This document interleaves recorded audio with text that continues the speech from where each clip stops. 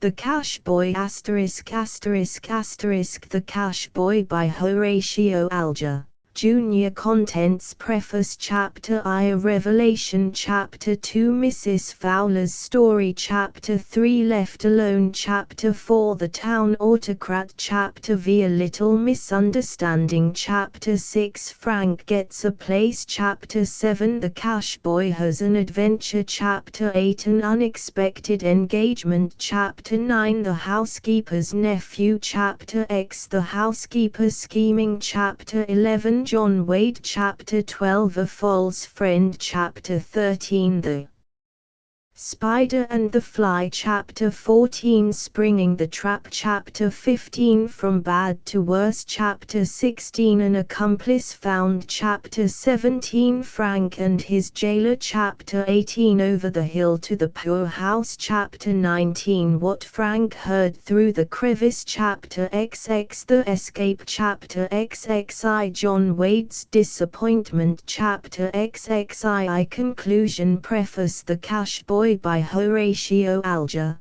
Jr., as the name implies, is a story about a boy and four boys. Through some conspiracy, the hero of the story, when a baby, was taken from his relatives and given into the care of a kind woman. Not knowing his name, she gave him her husband's name, Frank Fowler. She had one little daughter, Grace, and showing no partiality in the treatment of her children, Frank never suspected that she was not his sister. However, at the death of Mrs. Fowler, all this was related to Frank. The children were left alone in the world. It seemed as though they would have to go to the poorhouse, but Frank could not become reconciled to that. A kind neighbor agreed to care for Grace, so Frank decided to start out in the world to make his way. He had many disappointments and hardships, but through his kindness to an old man, his own relatives and right name were revealed to him. Chapter I A Revelation A group of boys was assembled in an open field to the west of the public schoolhouse in the town of Crawford. Most of them held hats in their hands, while two, stationed 60 feet distant from each other, were having catch. Tom Pinkerton, son of Deacon Pinkerton, had just returned from Brooklyn, and while they had witnessed a match game between two professional clubs. On his return he proposed that the boys of Crawford should establish a club, to be known as the Excelsior Club of Crawford, to play among themselves, and on suitable occasions to challenge clubs belonging to other villages. This proposal was received with instant approval. "I move that Tom Pinkerton address the meeting," said one boy. "Second the motion," said another. As there was no chairman, James Briggs was appointed to that position, and put the motion, which was unanimously carried. Tom Pinkerton, in his own estimation a personage of considerable importance, came forward in a consequential manner, and commenced as follows: "Mr. Chairman and boys, you all know what has brought us together. We want to start a club for playing baseball, like the big clubs they have in Brooklyn and New York." "How shall we do it?" asked Henry Scott. "We must first appoint a captain of the club, who will have power to assign the members to their different positions. Of course you will want one that understands about these matters." "He means himself," whispered Henry Scott, to his next neighbor, and here he was right. "Is that all?" asked Sam Pomeroy. "No, as there will be some expenses. There must be a treasurer to receive and take care of the funds, and we shall need a secretary to keep the records of the club, and write and answer challenges. Boys, said the chairman, you have heard Tom Pinkerton's remarks. Those who are in favor of organizing a club on this plan will please signify it in the usual way. All the boys raised their hands, and it was declared a vote. You will bring in your votes for captain, said the chairman. Tom Pinkerton drew a little apart with a conscious look, as he supposed, of course, that no one but himself would be thought of as leader. Slips of paper were passed around, and the boys began to prepare their ballots. They were brought to the chairman in a hat, and he forthwith took them out and began to count them.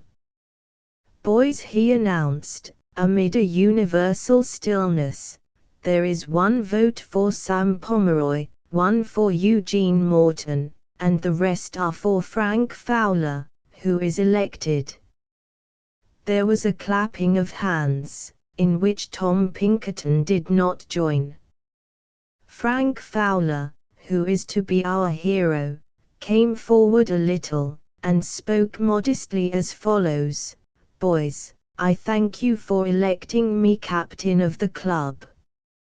I am afraid I am not very well qualified for the place, but I will do as well as I can. The speaker was a boy of 14. He was of medium height for his age, strong and sturdy in build, and with a frank prepossessing countenance, and an open, cordial manner, which made him a general favorite. It was not, however, to his popularity that he owed his election, but to the fact that both at bat and in the field he excelled all the boys, and therefore was the best suited to take the lead. The boys now proceeded to make choice of a treasurer and secretary. For the first position Tom Pinkerton received a majority of the votes. Though not popular, it was felt that some office was due him. For secretary, Ike Stanton, who excelled in penmanship, was elected, and thus all the offices were filled. The boys now crowded around Frank Fowler, with petitions for such places as they desired.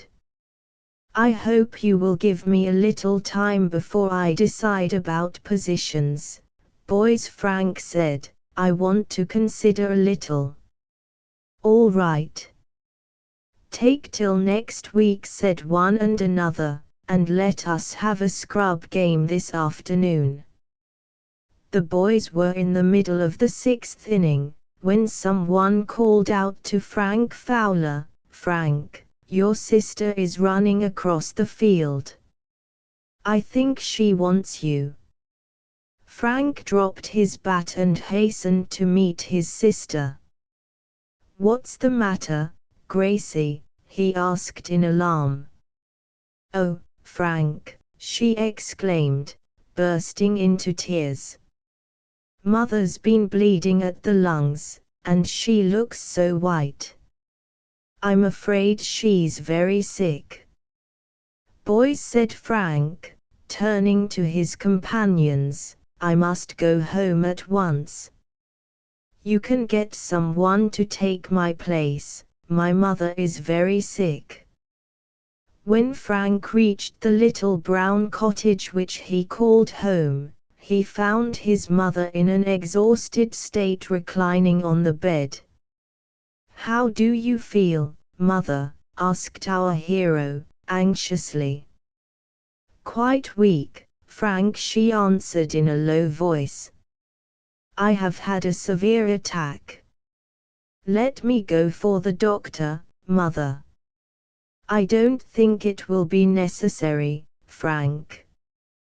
The attack is over, and I need no medicines, only time to bring back my strength.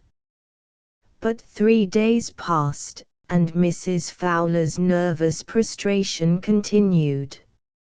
She had attacks previously from which she rallied sooner, and her present weakness induced serious misgivings as to whether she would ever recover. Frank thought that her eyes followed him with more than ordinary anxiety, and after convincing himself that this was the case, he drew near his mother's bedside, and inquired, "Mother, isn't there something you want me to do?" "Nothing, I believe, Frank. I thought you looked at me as if you wanted to say something." "There is something I must say to you before I die." "Before you die, Mother?" echoed Frank, in a startled voice. "Yes. Frank, I am beginning to think that this is my last sickness." "But, Mother, you have been so before, and got up again." "There must always be a last time, Frank, and my strength is too far reduced to rally again, I fear." "I can't bear the thought of losing you, Mother," said Frank, deeply moved. "You will miss me, then, Frank," said Mrs. Fowler. "Shall I not? Grace and I will be alone in the world." "Alone in the world," repeated the sick woman, sorrowfully, "with little help to hope for from man, for I shall leave you nothing." "Poor children!" "That isn't what I think of," said Frank, hastily. "I can support myself." "But Grace?" "She is a delicate girl," said the mother, anxiously. "She cannot make her way as you can." "She won't need to," said Frank, promptly, "I shall take care of her." "But you are very young even to support yourself." "You are only 14. "I know it, Mother, but I am strong, and I am not afraid.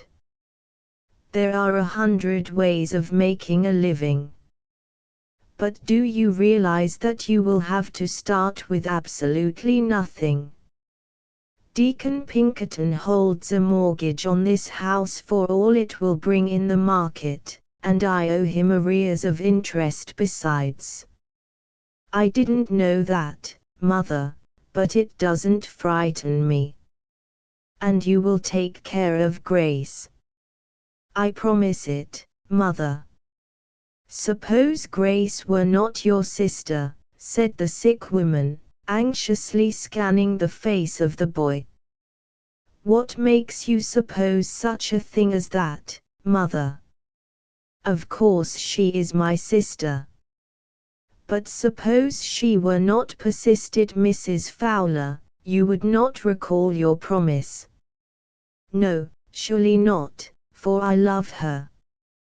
"But why do you talk so, Mother?" and a suspicion crossed Frank's mind that his mother's intellect might be wandering. "It is time to tell you all, Frank. Sit down by the bedside, and I will gather my strength to tell you what must be told." "Grace is not your sister, Frank." "Not my sister, Mother," he exclaimed. "You are not in earnest?" "I am quite in earnest, Frank." "Then whose child is she?" "She is my child." "Then she must be my sister, are you not my mother?"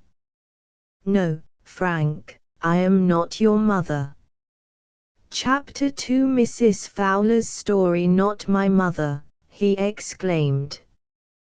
"Who, then, is my mother?" "I cannot tell you, Frank. I never knew. You will forgive me for concealing this from you for so long. No matter who was my real mother since I have you. You have been a mother to me, and I shall always think of you as such. You make me happy, Frank, when you say that. And you will look upon Grace as a sister also, will you not? Always, said the boy, emphatically. Mother, will you tell all you know about me? I don't know what to think. Now that I am not your son, I cannot rest till I learn who I am. I can understand your feelings, Frank, but I must defer the explanation till tomorrow. I have fatigued myself with talking, but tomorrow you shall know all that I can tell you. Forgive me for not thinking of your being tired, Mother. And he bent over and pressed his lips upon the cheek of the sick woman. But don't talk any more. Wait till tomorrow. In the afternoon Frank had a call from Sam Pomeroy.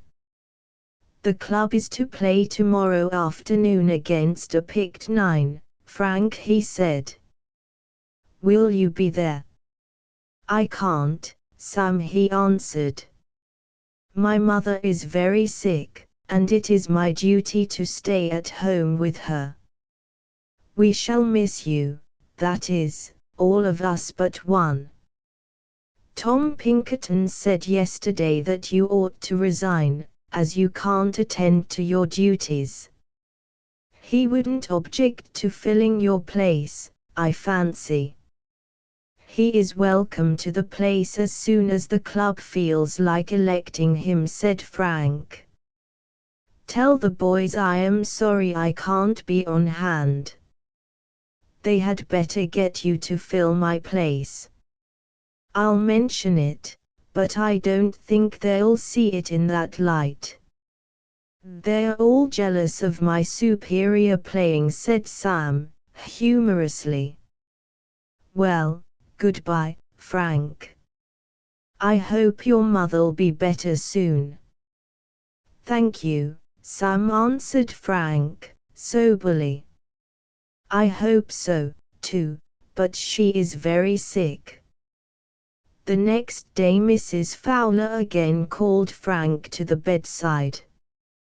Grace is gone out on an errand, she said, and I can find no better time for telling you what I know about you and the circumstances which led to my assuming the charge of you. Are you strong enough, Mother? Yes, Frank. 13 years ago my husband and myself occupied a small tenement in that part of Brooklyn known as Gowanus, not far from Greenwood Cemetery. My husband was a carpenter, and though his wages were small he was generally employed. We had been married 3 years, but had no children of our own. Our expenses were small, and we got on comfortably, and should have continued to do so, but that Mr. Fowler met with an accident which partially disabled him. He fell from a high scaffold and broke his arm. This was set and he was soon able to work again, but he must also have met with some internal injury, for his full strength never returned. Half a day's work tired him more than a whole day's work formerly had done. Of course our income was very much diminished, and we were obliged to economize very closely. This preyed upon my husband's mind, and seeing his anxiety, I set about considering how I could help him, and earn my share of the expenses. One day in looking over the advertising columns of a New York paper I saw the following advertisement: for adoption, a healthy male infant. The parents are able to pay liberally for the child's maintenance, but circumstances compel them to delegate the care to another. Address for interviewer M. I had no sooner read this advertisement than I felt that it was just what I wanted. A liberal compensation was promised, and under our present circumstances would be welcome, as it was urgently needed. I mentioned the matter to my husband, and he was finally induced to give his consent. Accordingly, I replied to the advertisement. 3 days passed in which I heard nothing from it. But as we were sitting at the supper table at 6 o'clock one afternoon, there came a knock at our front door. I opened it, and saw before me a tall stranger, a man of about 35, of dark complexion, and dark whiskers. He was well dressed, and evidently a gentleman in station. "Is this Mrs. Fowler?" he asked. "Yes, sir," I answered, in some surprise. "Then may I beg permission to enter your house for a few minutes? I have something to say to you." Still wondering, I led the way into the sitting room. "Where your father, where Mr. Fowler, call him my father, I know no other," said Frank. "Where your father was seated." "You have answered an advertisement," said the stranger. "Yes, sir," I replied. "I am a M, was his next announcement. "Of course I have received many letters, but on the whole I was led to consider yours most favorably. I have made inquiries about you in the neighborhood, and the answers have been satisfactory. You have no children of your own?" "No, sir." "All the better. You would be able to give more attention to this child." "Is it yours, sir?" I asked. "Yes," he answered, with hesitation. "Circumstances," he continued, "circumstances which I need not state, compel me to separate from it. $500 a year will be paid for its maintenance." $500. I heard this with joy, for it was considerably more than my husband was able to earn since his accident. "It would make us comfortable at once, and your father might work when he pleased, without feeling any anxiety about our coming to want." "Will that sum be satisfactory?" asked the stranger. "It is very liberal," I answered.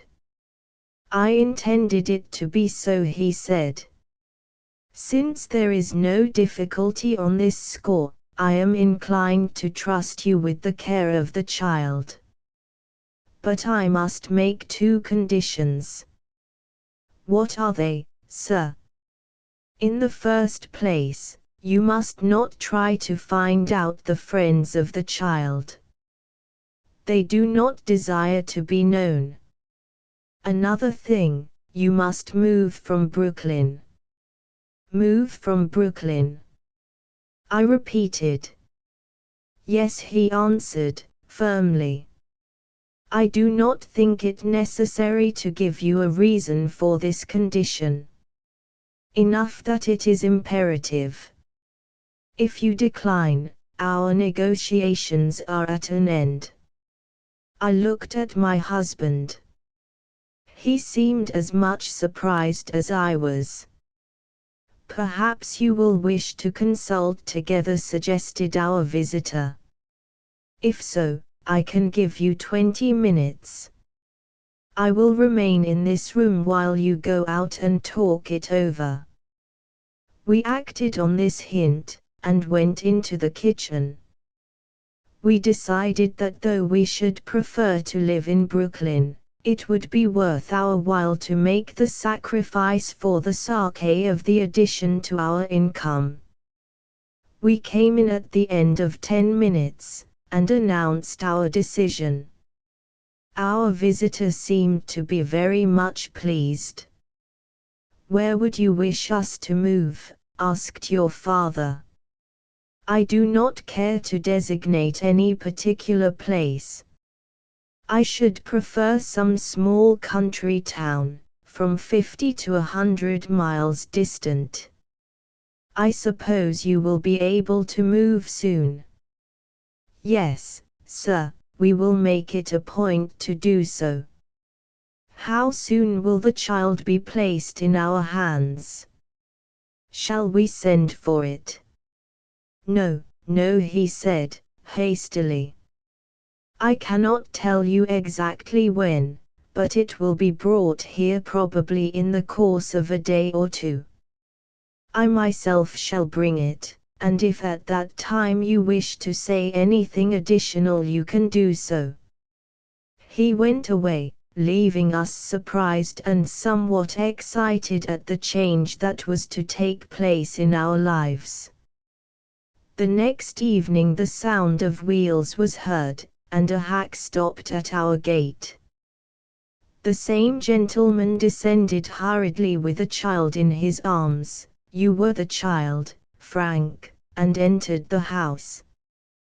This is the child, he said, placing it in my arms, and here is the first quarterly installment of your pay. 3 months hence you will receive the same sum from my agent in New York. Here is his address, and he placed a card in my hands. Have you anything to ask? Suppose I wish to communicate with you respecting the child. Suppose he is sick. Then write to A.M., care of Giles Warner, No. Nassau Street. By the way, it will be necessary for you to send him your post office address after your removal in order that he may send you your quarterly dues. With this he left us, entered the hack, and drove off. I have never seen him since. Chapter 3. Left alone, Frank listened to this revelation with wonder. For the first time in his life he asked himself, who am I? How came I by my name, Mother? He asked. I must tell you. After the sudden departure of the gentleman who brought you, we happened to think that we had not asked your name. We accordingly wrote to the address which had been given us, making the inquiry. In return we received a slip of paper containing these words: the name is immaterial, give him any name you please. A.M.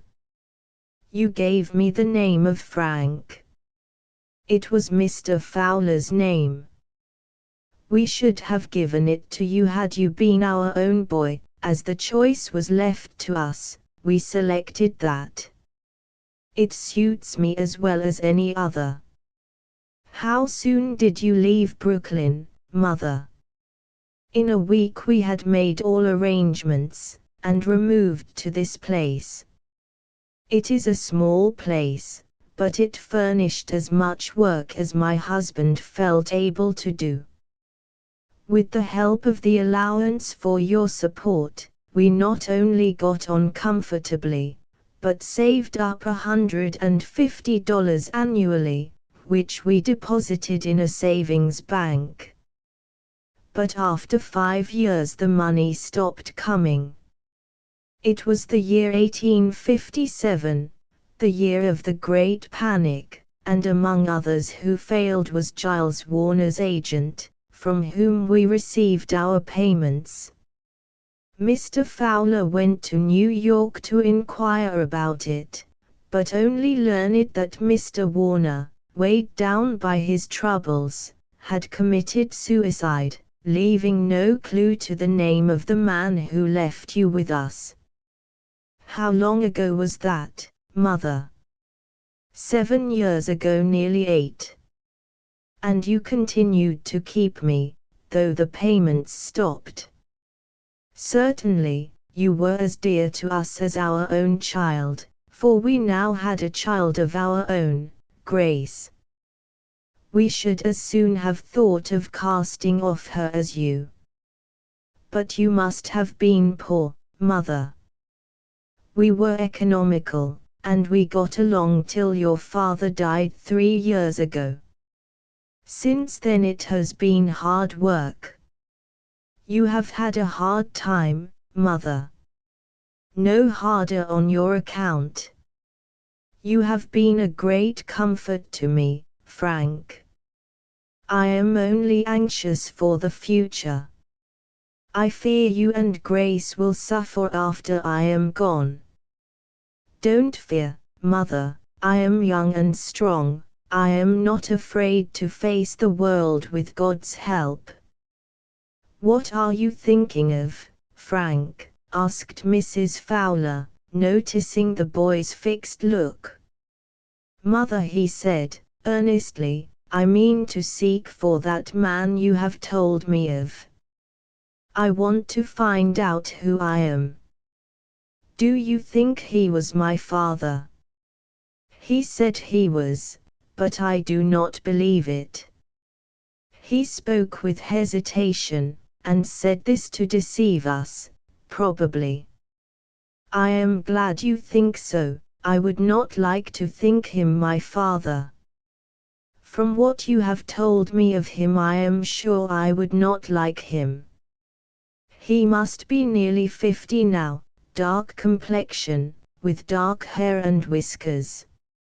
I am afraid that description will not help you any.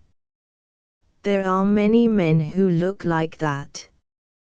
I should know him by his expression, but I cannot describe that to you. Here Mrs. Fowler was seized with a very severe fit of coughing, and Frank begged her to say no more. 2 days later, and Mrs. Fowler was no better.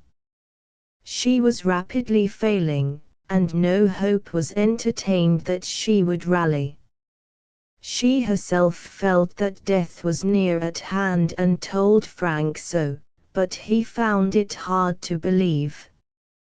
On the second of the 2 days, as he was returning from the village store with an orange for his mother, he was overtaken by Sam Pomeroy. "Is your mother very sick, Frank?" he asked. "Yes, Sam, I'm afraid she won't live." "Is it so bad as that?"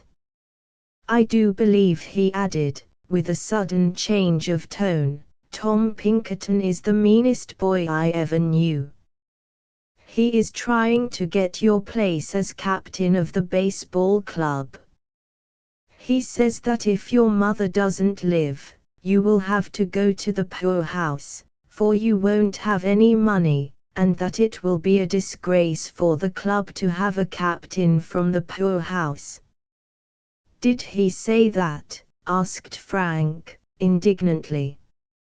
"Yes. When he tells you that, you may say that I shall never go to the poorhouse. He says his father is going to put you and your sister there. All the Deacon Pinkertons in the world can never make me go to the poorhouse," said Frank, resolutely. "Bully for you, Frank. I knew you had spunk." Frank hurried home. As he entered the little house, a neighbor's wife, who had been watching with his mother, came to meet him. "Frank," she said, gravely, "you must prepare yourself for sad news. While you were out, your mother had another hemorrhage, and, is she dead?" asked the boy, his face very pale. "She is dead." Chapter 4 The town autocrat, the widow Fowler, is dead, remarked Deacon Pinkerton, at the supper table. "She died this afternoon." "I suppose she won't leave anything," said Mrs. Pinkerton. "No, I hold a mortgage on her furniture, and that is all she has." "What will become of the children?" "As I observed, day before yesterday, they will be constrained to find a refuge in the poorhouse." "What do you think Sam Pomeroy told me, father?" I am not able to conjecture what Samuel would be likely to observe, my son. He observed that Frank Fowler said he wouldn't go to the poorhouse. Ahem, coughed the deacon. The boy will not be consulted. That's what I say, father, said Tom, who desired to obtain his father's cooperation. You'll make him go to the poorhouse, won't you? I shall undoubtedly exercise my authority, if it should be necessary, my son. He told Sam Pomeroy that all the Deacon Pinkertons in the world couldn't make him go to the poorhouse. I will constrain him, said the deacon. I would if I were you, father, said Tom, elated at the effect of his words. Just teach him a lesson. Really, deacon, you mustn't be too hard upon the poor boy, said his better-hearted wife. He's got trouble enough on him. I will only constrain him for his good, Jane. In the poorhouse he will be well provided for. Meanwhile another conversation respecting our hero and his fortunes was held at Sam Pomeroy's home. It was not as handsome as the deacon's, for Mr. Pomeroy was a poor man, but it was a happy one, nevertheless, and Mr. Pomeroy, limited as were his means, was far more liberal than the deacon. I pity Frank Fowler, said Sam, who was warm-hearted and sympathetic, and a strong friend of Frank. I don't know what he will do. I suppose his mother left nothing. I understood, said Mr. Pomeroy, that Deacon Pinkerton holds a mortgage on her furniture. The deacon wants to send Frank and his sister to the poorhouse. That would be a pity. I should think so, but Frank positively says he won't go. I am afraid there isn't anything else for him. To be sure, he may get a chance to work in a shop or on a farm, but Grace can't support herself. Father, I want to ask you a favor. What is it, Sam? Won't you invite Frank and his sister to come and stay here a week? Just as your mother says. I say yes. The poor children will be quite welcome. If we were rich enough they might stay with us all the time. When Frank comes here I will talk over his affairs with him, said Mr. Pomeroy. Perhaps we can think of some plan for him. I wish you could, father. In the meantime, you can invite him and Grace to come and stay with us a week, or a fortnight. Shall we say a fortnight, wife? With all my heart. All right, father. Thank you. Sam delivered the invitation in a way that showed how strongly his own feelings were enlisted in favor of its acceptance. Frank grasped his hand. Thank you, Sam, you are a true friend, he said. I hadn't begun to think of what we were to do, Grace and I. You'll come, won't you? You are sure that it won't trouble your mother, Sam? She is anxious to have you come. Then I'll come. I haven't formed any plans yet, but I must as soon as mother is buried. I think I can earn my living somehow. One thing I am determined about, I won't go to the poorhouse. The funeral was over. Frank and Grace walked back to the little house, now their home no longer. They were to pack up a little bundle of clothes and go over to Mr. Pomeroy's in time for supper. When Frank had made up his bundle, urged by some impulse, he opened a drawer in his mother's bureau. His mind was full of the story she had told him, and he thought it just possible that he might find something to throw additional light upon his past history. While exploring the contents of the drawer, he came to a letter directed to him in his mother's well-known handwriting. He opened it hastily, and with a feeling of solemnity, read as follows: "My dear Frank, in the lower drawer, wrapped in a piece of brown paper, you will find 2 gold eagles, worth $20. You will need them when I am gone. Use them for Grace and yourself. I saved these for my children. Take them, Frank, for I have nothing else to give you. The furniture will pay the debt I owe Deacon Pinkerton. There ought to be something over, but I think he will take all. I wish I had more to leave you, dear Frank, but the God of the fatherless will watch over you. To him I commit you and Grace. Your affectionate mother, Ruth Fowler." Frank, following the instructions of the letter, found the gold pieces and put them carefully into his pocketbook. He did not mention the letter to Grace at present, for he knew not but Deacon Pinkerton might lay claim to the money to satisfy his debt if he knew it. "I am ready," Frank said Grace, entering the room. "Shall we go?" "Yes, Grace. There is no use in stopping here any longer." As he spoke he heard the outer door open, and a minute later Deacon Pinkerton entered the room. None of the deacon's pompousness was abated as he entered the house and the room. "Will you take a seat?" said our hero, with the air of master of the house. "I intended to," said the deacon, not acknowledging his claim.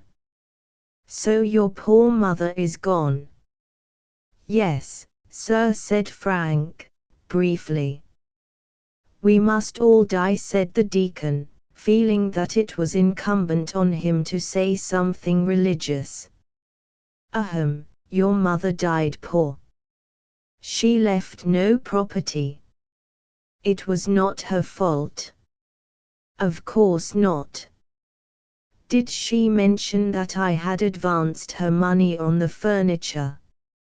"My mother told me all about it, sir." "Ahem. You are in a sad condition. But you will be taken care of.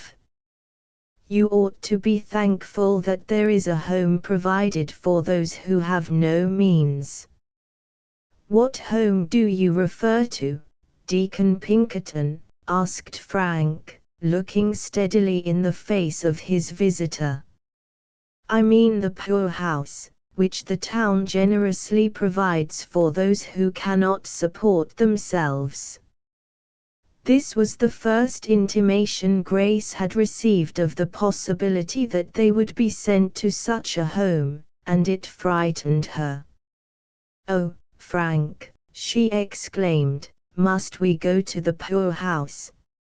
"No, Grace, don't be frightened," said Frank, soothingly. "We will not go." "Frank Fowler," said the deacon, sternly, "cease to mislead your sister." "I am not misleading her, sir." "Did you not tell her that she would not be obliged to go to the poor house?" "Yes, sir." "Then what do you mean by resisting my authority?" "You have no authority over us. We are not paupers," and Frank lifted his head proudly, and looked steadily in the face of the deacon. You are paupers, whether you admit it or not. We are not, said the boy, indignantly. Where is your money? Where is your property? Here, sir, said our hero, holding out his hands.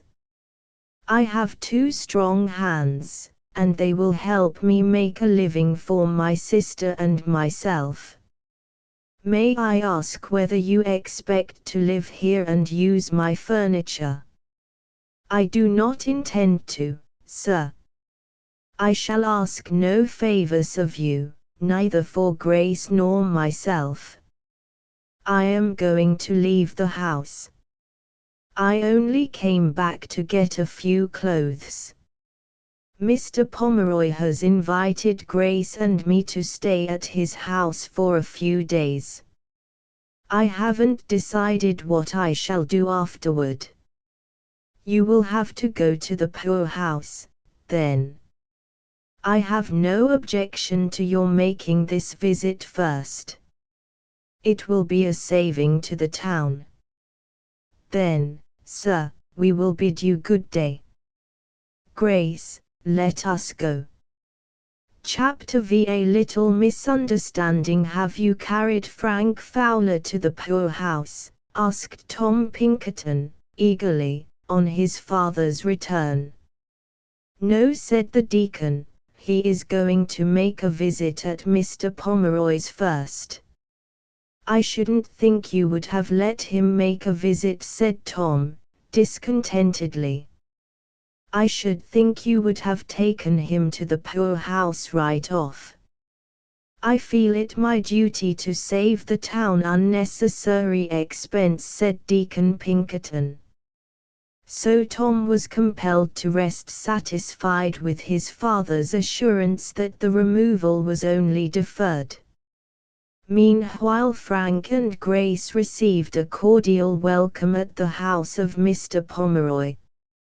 Sam and Frank were intimate friends, and our hero had been in the habit of calling frequently, and it seemed homelike. I wish you could stay with us all the time, Frank, you and Grace, said Sam one evening. We should all like it, said Mr. Pomeroy, but we cannot always have what we want. If I had it in my power to offer Frank any employment which it would be worth his while to follow, it might do. But he has got his way to make in the world. Have you formed any plans yet, Frank? That is what I want to consult you about, Mr. Pomeroy. I will give you the best advice I can, Frank.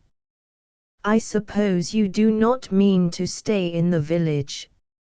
No, sir. There is nothing for me to do here.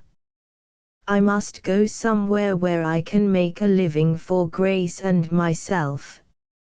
You've got a hard row to hoe, Frank, said Mr. Pomeroy, thoughtfully. Have you decided where to go? Yes, sir. I shall go to New York. What? To the city? Yes, sir. I'll get something to do, no matter what it is. But how are you going to live in the meantime? I've got a little money. That won't last long. I know it, but I shall soon get work, if it is only to black boots in the streets. With that spirit, Frank, you will stand a fair chance to succeed. What do you mean to do with Grace? I will take her with me. I can think of a better plan. Leave her here till you have found something to do. Then send for her. But if I leave her here, Deacon Pinkerton will want to put her in the poorhouse. I can't bear to have Grace go there. She need not. She can stay here with me for 3 months. Will you let me pay her board? I can afford to give her board for 3 months. You are very kind, Mr. Pomeroy, but it wouldn't be right for me to accept your kindness. It is my duty to take care of Grace. I honor your independence, Frank. It shall be as you say. When you are able, mind, not till then, you may pay me at the rate of $2 a week for Grace's board. Then said Frank, if you are willing to board Grace for a while, I think I had better go to the city at once. I will look over your clothes tomorrow, Frank said Mrs. Pomeroy, and see if they need mending. Then I will start Thursday morning, the day after. About 4 o'clock the next afternoon he was walking up the main street, when just in front of Deacon Pinkerton's house he saw Tom leaning against a tree.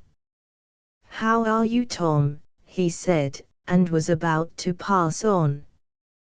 "Where are you going?" Tom asked abruptly. "To Mr. Pomeroy's."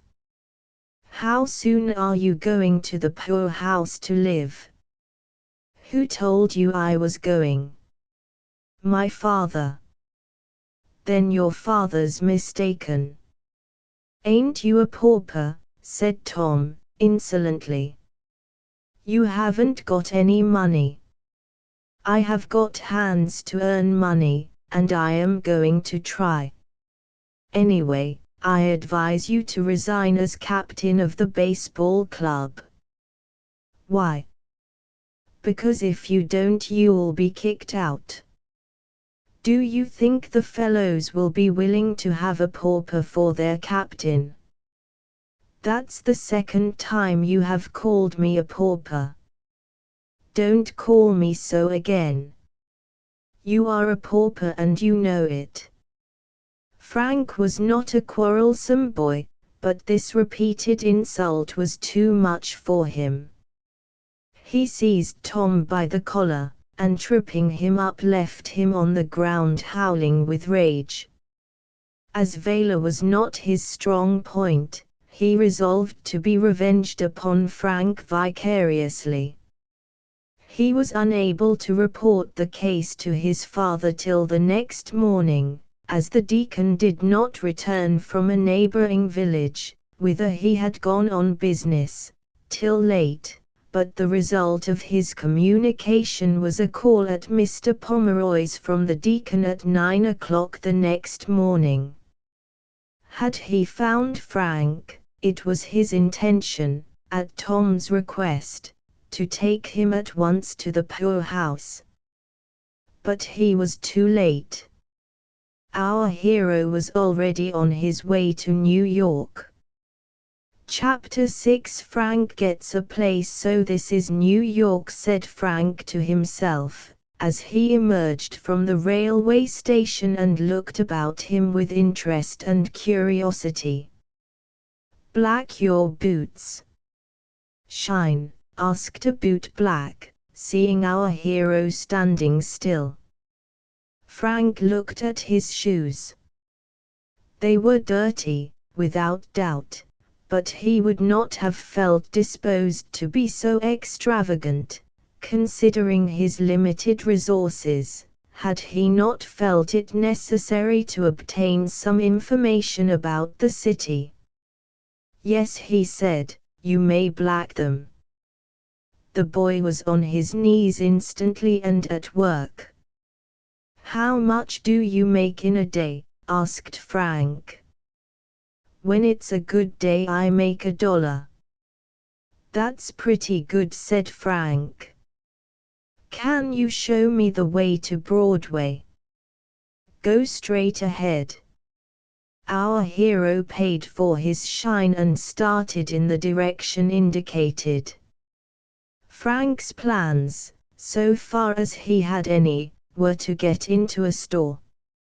He knew that Broadway was the principal business street in the city, and this was about all he did know about it. He reached the great thoroughfare in a few minutes, and was fortunate enough to find on the window of the corner store the sign, "A boy wanted." He entered at once, and going up to the counter, addressed a young man, who was putting up goods. "Do you want a boy?" "I believe the boss wants one." "I don't." "Go out to that desk." Frank found the desk, and propounded the same question to a sandy-whiskered man, who looked up from his writing. "You're prompt," he said. "That notice was only put out 2 minutes ago." "I only saw it 1 minute ago." "So you want the place, do you?" "I should like it." "Do you know your way about the city?" "No, sir, but I could soon find out." "That won't do. I shall have plenty of applications from boys who live in the city and are familiar with the streets." Frank left the store rather discomfited. He soon came to another store where there was a similar notice of a boy wanted. It was a dry goods store. "Do you live with your parents?" was asked. "My parents are dead," said Frank, sadly. "Very sorry, but we can't take you." "Why not, sir?" "In case you took anything, we should make your parents responsible." "I shouldn't take anything," said Frank, indignantly. "You might." "I can't take you." Our hero left this store a little disheartened by his second rebuff. He made several more fruitless applications, but did not lose courage wholly. He was gaining an appetite, however. It is not surprising, therefore, that his attention was drawn to the bills of a restaurant on the opposite side of the street. He crossed over, and standing outside, began to examine them to see what was the scale of prices. While in this position he was suddenly aroused by a slap on the back. Turning, he met the gaze of a young man of about 30, who was smiling quite cordially. "Why, Frank, my boy, how are you?" he said, offering his hand. "Pretty well, thank you," said our hero, bewildered, for he had no recollection of the man who had called him by name. The other smiled a little more broadly, and thought, it was a lucky guess. "His name is Frank." "I am delighted to hear it," he continued. "When did you reach the city?" "This morning," said the unsuspecting Frank. "Well, it's queer I happened to meet you so soon, isn't it? Going to stay long?" "I shall, if I can get a place." "Perhaps I can help you." "I suppose I ought to remember you," ventured our hero, "but I can't think of your name." "Jasper Wheelock." "You don't mean to say you don't remember me?" "Perhaps it isn't strange, as we only met once or twice in your country home. But that doesn't matter. I'm just as ready to help you. By the way, have you dined?" "No, no more have I." "Come in and dine with me." "What'll you take?" asked Jasper Wheelock, passing the bill of fare to Frank. "I think I should like to have some roast beef," said Frank. "That will suit me. Here, waiter, 2 plates of roast beef, and 2 cups of coffee." "How are they all at home?" asked Jasper. "My mother has just died." "You don't say so," said Jasper, sympathetically. My sister is well. I forgot your sister's name. Grace. Of course, Grace. I find it hard to remember names. The fact is, I have been trying to recall your last name, but it's gone from me. Fowler. To be sure, Frank Fowler. How could I be so forgetful? The conversation was interrupted by the arrival of the coffee and roast beet, which both he and his new friend attacked with vigor. "What kind of pudding will you have?" asked the stranger.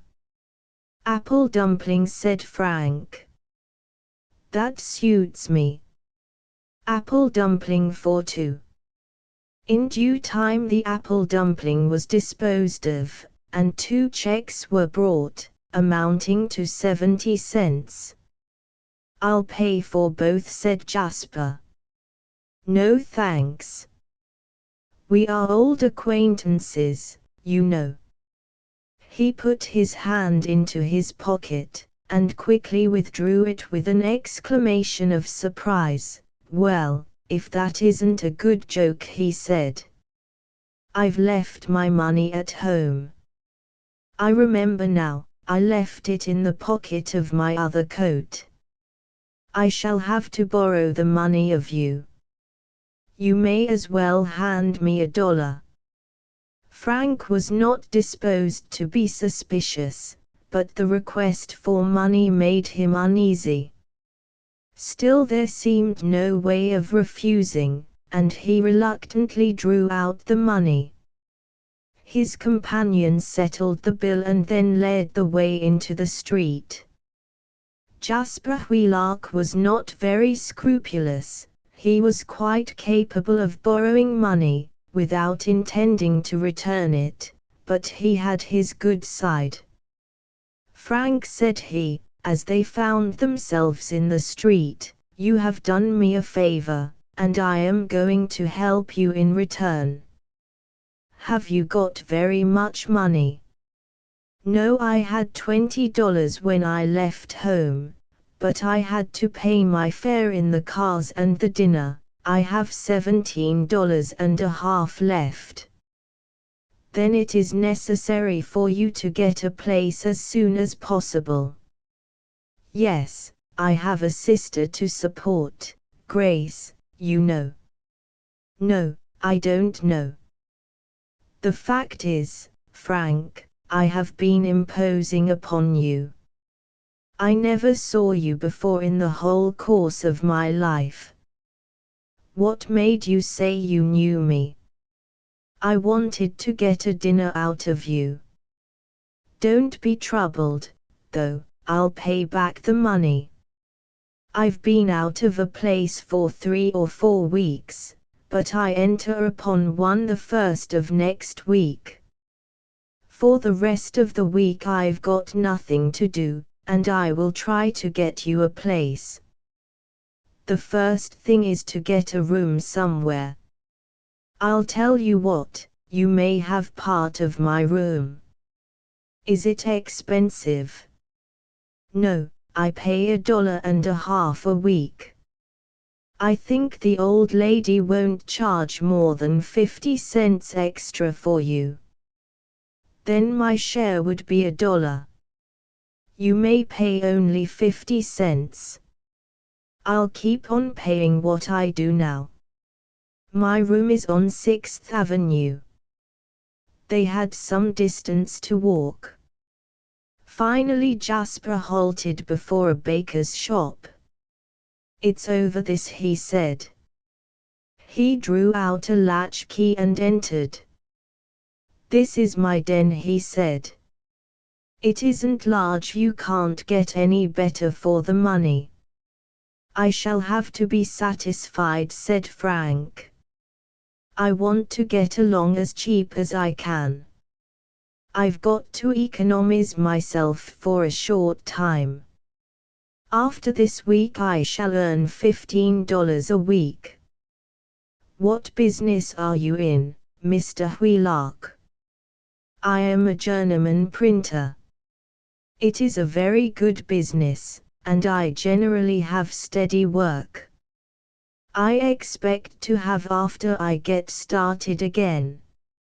Now, shall I give you some advice? I wish you would. You don't know your way around New York. I believe I have a map somewhere. I'll just show you on it the position of the principal streets, and that will give you a clearer idea of where we go. The map was found and Jasper explained to Frank the leading topographical features of the island city. One thing only was wanting now to make him contented, and this was employment. But it was too late to make any further inquiries. I've been thinking, Frank said Jasper, the next morning, that you might get the position as a cash boy. What does a cash boy do? In large retail establishments, every salesman keeps a book in which his sales are entered. He does not himself make change, for it would not do to have so many having access to the money drawer. The money is carried to the cashier's desk by boys employed for the purpose, who return with the change. Do you think I can get a situation as cash boy? I will try at Gilbert and Max. I know one of the principal salesmen. If there is a vacancy, he will get it for you to oblige me. They entered a large retail store on Broadway. It was broad and spacious. 20 salesmen stood behind the counter, and boys were running this way and that with small books in their hands. How are you, Duncan? Said Jasper. The person addressed was about Jasper Wheelock's age. He had a keen, energetic look and manner, and would be readily singled out as one of the leading clerks. All right, Wheelock. How are you? He responded. Do you want anything in our line? No goods, I want a place for this youngster. He's a friend of mine. I'll answer for his good character. That will be satisfactory. But what sort of a place does he want? He is ready to begin as cash boy. Then we can oblige you, as one of our boys has fallen sick, and we have not supplied his place.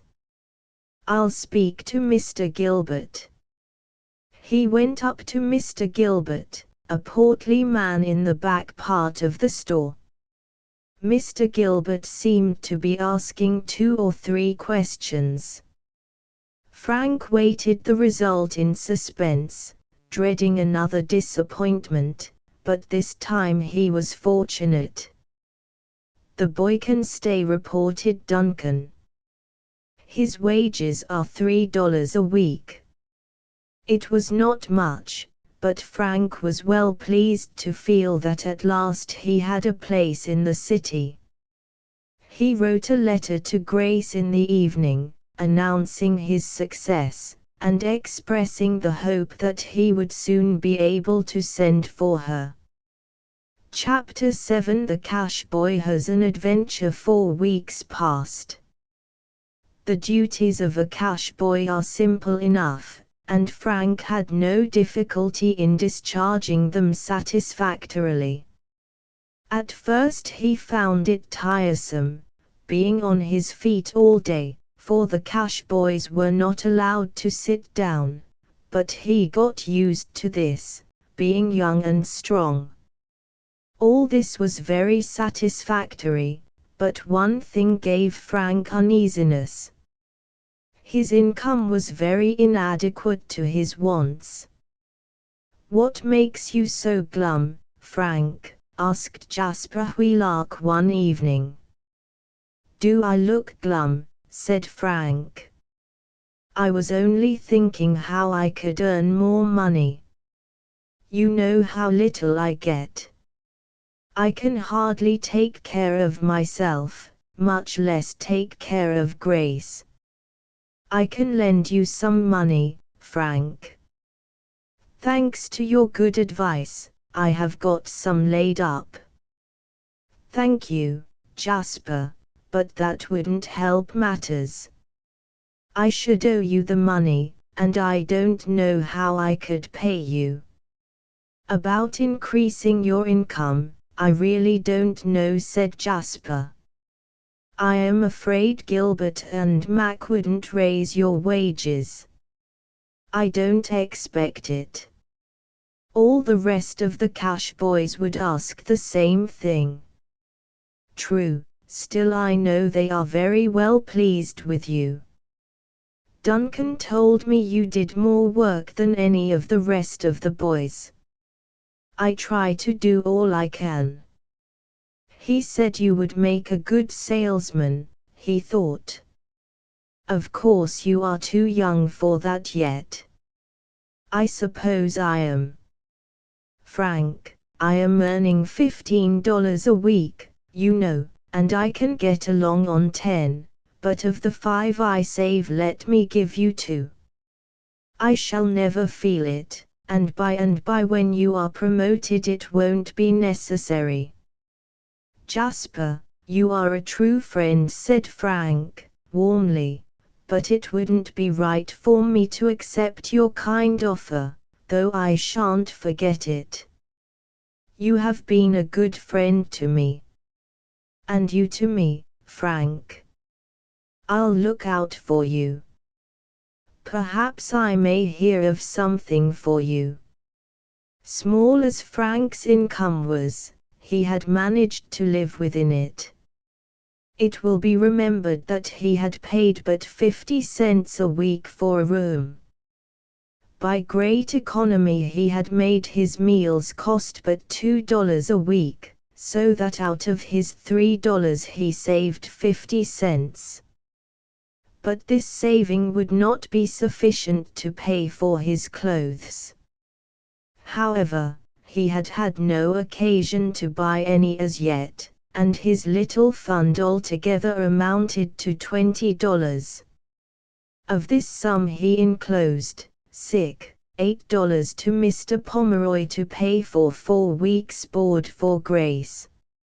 I hope I shall be able to keep it up, he said to himself, thoughtfully. At any rate, I've got enough to pay for 6 weeks more. Before that time something may turn up. Several days passed without showing Frank any way by which he could increase his income. Jasper again offered to give him $2 a week out of his own wages, but this our hero steadily refused.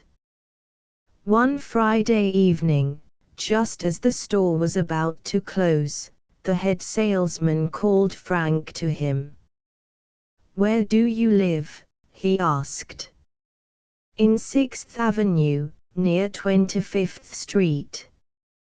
There's a bundle to go to 46th Street. I'll pay your fare upon the stage if you'll carry it. I promised to send it tonight, and I don't like to disappoint the lady. I can carry it just as well as not." Frank took the bundle, and got on board a passing omnibus. There was just one seat vacant beside an old gentleman of 70, who appeared to be quite feeble. At 45th Street he pulled the strap and prepared to descend, leaning heavily on his cane as he did so. By some mischance the horses started a little too soon and the old man, losing his footing, fell in the street. Frank observed the accident and sprang out instantly to his help. "I hope you are not much hurt, sir," he said, hastily. "I have hurt my knee," said the old gentleman. "Let me assist you," sir, said Frank, helping him up. Thank you, my boy. I live at number 45, close by.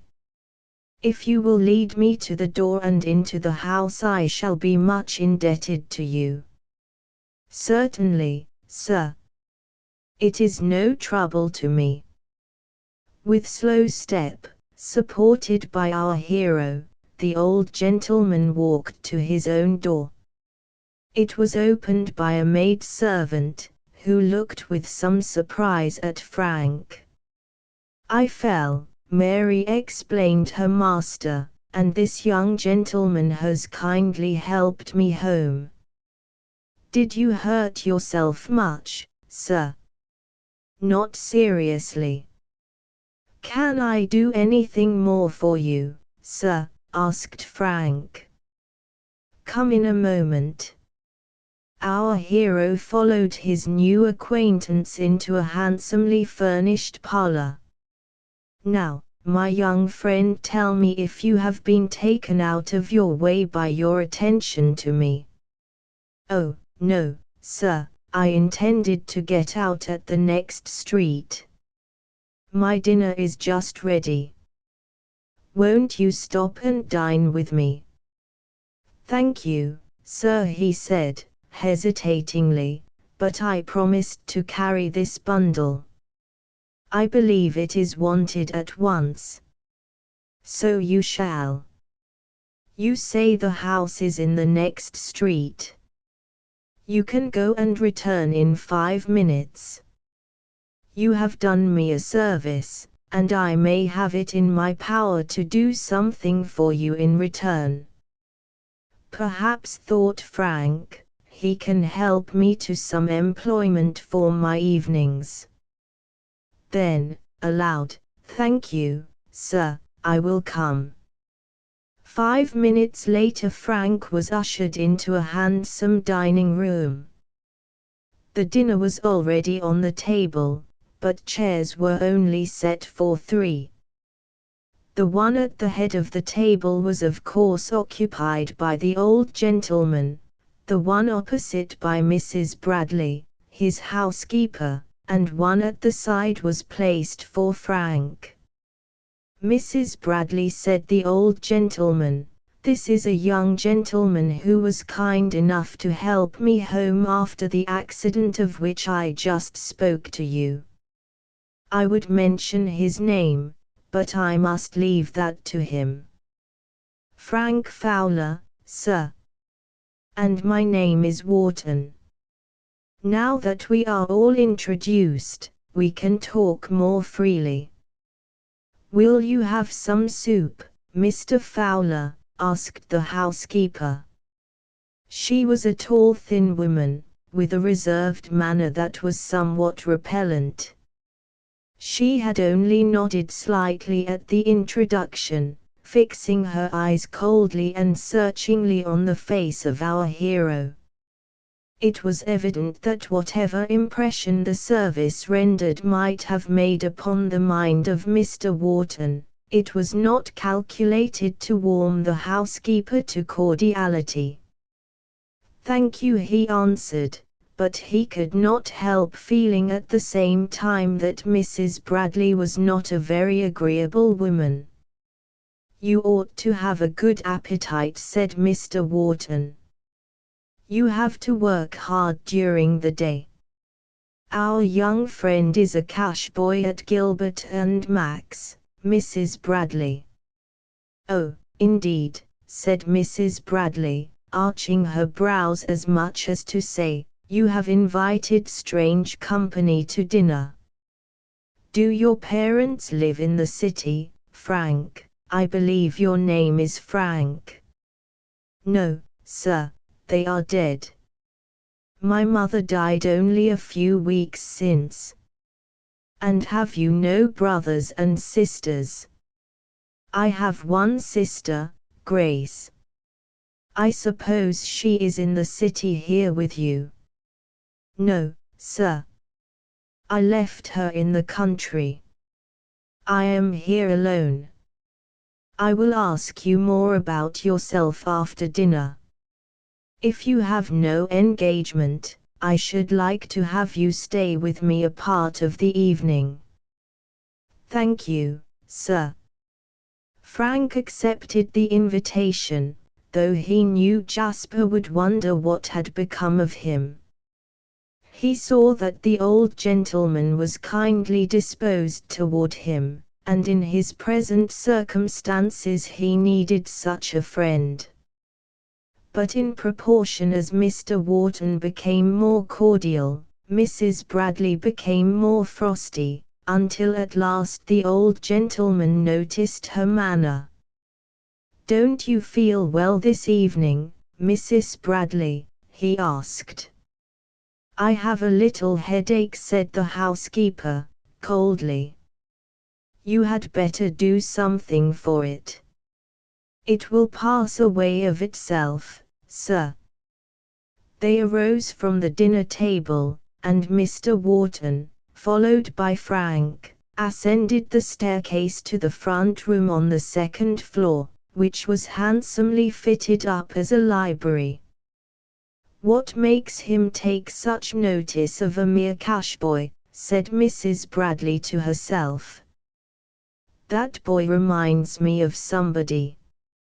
Who is it?" Chapter 8 An unexpected engagement. "Take a seat, Frank," said Mr. Wharton, pointing to a luxurious armchair on one side of the cheerful grate fire. "I will take the other, and you shall tell me all about yourself." "Thank you, sir," said our hero. His confidence was won by Mr. Wharton's kind tone, and he briefly recounted his story. At the conclusion, Mr. Wharton said, "How old are you, Frank?" 14, sir." "You are a brave boy, and a good boy, and you deserve success." "Thank you, sir. But I am bound to say that you have a hard task before you." "I know it, sir." "Why not let your sister go to the poorhouse for a few years, till you are older, and better able to provide for her?" "I should be ashamed to do it, sir," he said. "I promised my mother to take care of Grace, and I will." "How much do you earn as a cash boy?" $3 a week." "Only $3 a week? Why, that won't pay your own expenses," said the old gentleman in surprise. "Yes, sir, it does. I pay 50 cents a week for my room, and my meals don't cost me much." "But you will want clothes." "I have enough for the present, and I am laying up 50 cents a week to buy more when I need them." "You can't buy many for $26 a year." "But that doesn't allow anything for your sister's expenses." "That is what puzzles me, sir," said Frank, fixing a troubled glance upon the fire. "I shall have to work in the evenings for Grace." "What can you do?" "I could copy, but I suppose there isn't much chance of getting copying to do." "Then you have a good handwriting." "Pretty fair, sir." "Let me see a specimen." "There are pen and ink on the table, and here is a sheet of paper." Frank seated himself at the table, and wrote his name on the paper. "Very good," said his host, approvingly. "Your hand is good enough for a copyist, but you are correct in supposing that work of that kind is hard to get. Are you a good reader?" "Do you mean in reading aloud, sir?" "Yes." "I will try, if you wish." "Take a book from the table, any book, and let me hear you read." Frank opened the first book that came to hand, one of Irving's, and read in a clear, unembarrassed voice about half a page. "Very good indeed," said Mr. Wharton. "You have been well taught. Where did you attend school?" "Only in the town school, sir." "You have, at any rate, made good use of your advantages." "But will it do me any good, sir?" asked Frank. "People are not paid for reading, are they?" "Not in general, but we will suppose the case of a person whose eyes are weak, and likely to be badly affected by evening use. Then suppose such a person could secure the services of a good, clear, distinct reader, don't you think he would be willing to pay something?" "I suppose so." "Do you know of any such person?" asked Frank. "I am describing myself, Frank. A year since I strained my eyes very severely, and have never dared to use them much since by gaslight. Mrs. Bradley, my housekeeper, has read to me some, but she has other duties, and I don't think she enjoys it very much. Now, why shouldn't I get you to read to me in the evening when you are not otherwise employed?" "I wish you would, Mr. Wharton," said Frank, eagerly. "I would do my best." "I have no doubt of that, but there is another question. Perhaps you might ask a higher salary than I could afford to pay." "Would $1 a week be too much?" asked Frank. "I don't think I could complain of that," said Mr. Wharton, gravely. "Very well, I will engage you as my reader." "Thank you, sir. But about the pay, I have made up my mind to pay you $5 a week." $5 a week?" Frank repeated. "It is much more than my services will be worth, sir." "Let me judge of that, Frank." "I don't know how to thank you, sir," said Frank, gratefully. "I never expected to be so rich. I shall have no trouble in paying for Grace's board and clothes now. When do you want me to begin reading to you?" "You may as well begin tonight, that is, unless you have some other engagement." "Oh, no, sir, I have nothing else to do." "Take the Evening Post, then, and read me the leading editorial. Afterward, I will tell you what to read." Frank had been reading about half an hour, when a knock was heard at the door. "Come in," said Mr. Wharton. Mrs. Bradley entered, with a soft, quiet step. "I thought, sir," she began, "you might like me to read to you, as usual." "Thank you, Mrs. Bradley, but I am going to relieve you of that portion of your labors. My young friend here is to come every evening and read to me."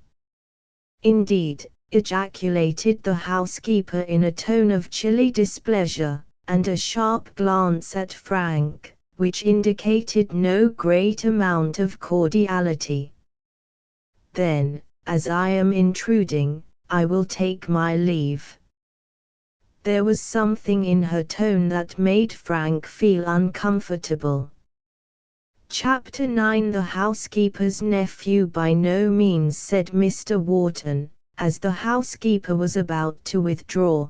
"Don't imagine you are intruding. Come in and sit down."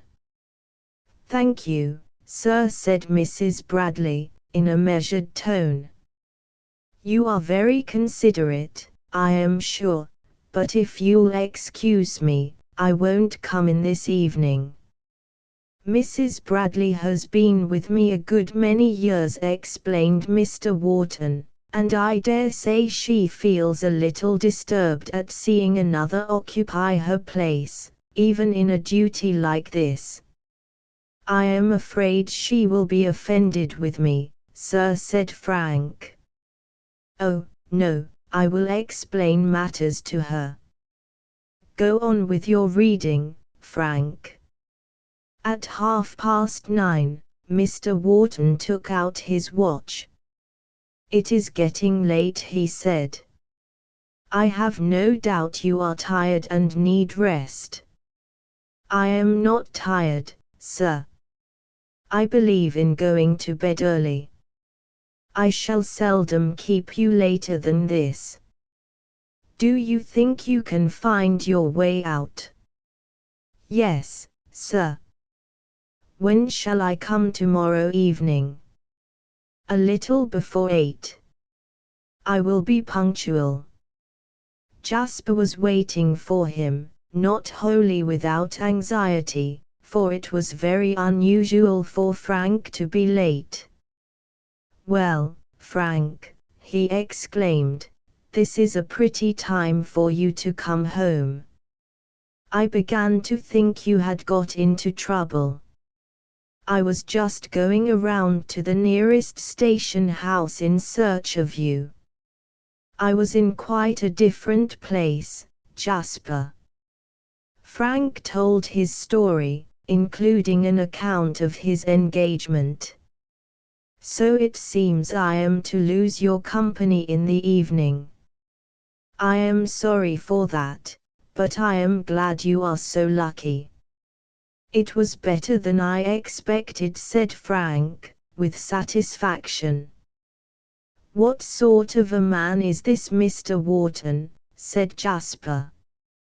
He is very kind and generous. I am lucky to have so good a friend. There's only one thing that is likely to be disagreeable. What's that? The housekeeper, her name is Mrs. Bradley, for some reason or other she doesn't want me there.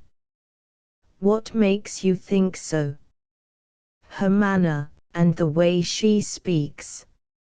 She came in to read to Mr. Wharton last evening, and didn't seem to like it because I had been taken in her place. She is evidently jealous. You must take care not to offend her. She might endeavor to have you dismissed. I shall always treat her politely, but I don't think I can ever like her. Meanwhile, the housekeeper, on leaving the library, had gone to her own room in dudgeon. Mr. Wharton's a fool, she muttered to herself. What possessed him to take this cash boy from the streets, invite him to dinner, and treat him as an honored guest, and finally to engage him as a reader? I never heard of anything so ridiculous.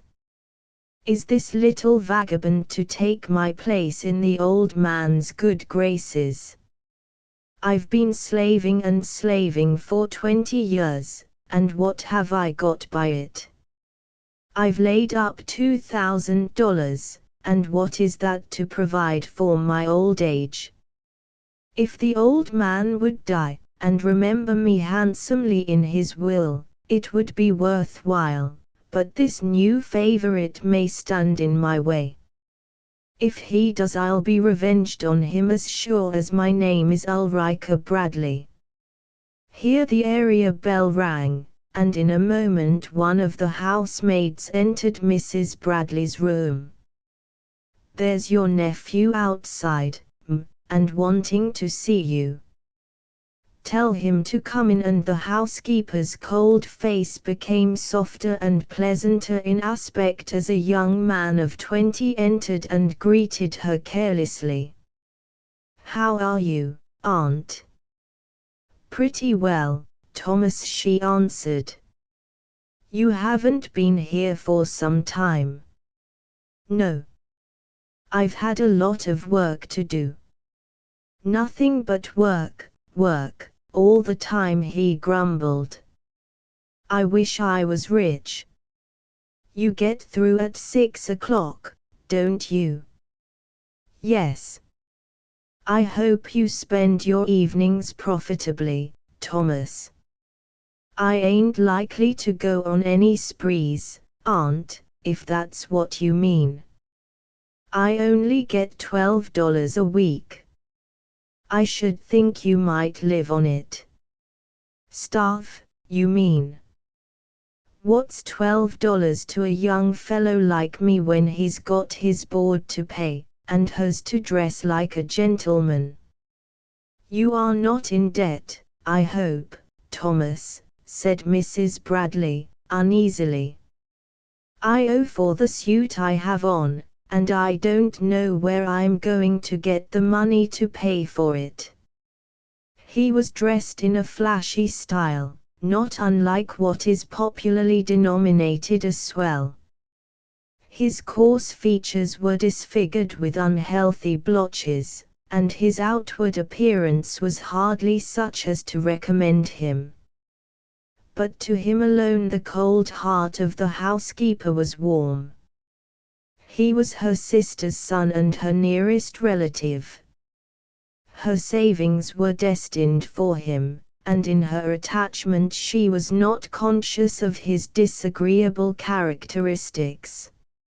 She had occasionally given him a $5 bill to eke out what he termed his miserable pay, and now whenever he called he didn't spare hints that he was out of pocket, and that a further gift would be acceptable.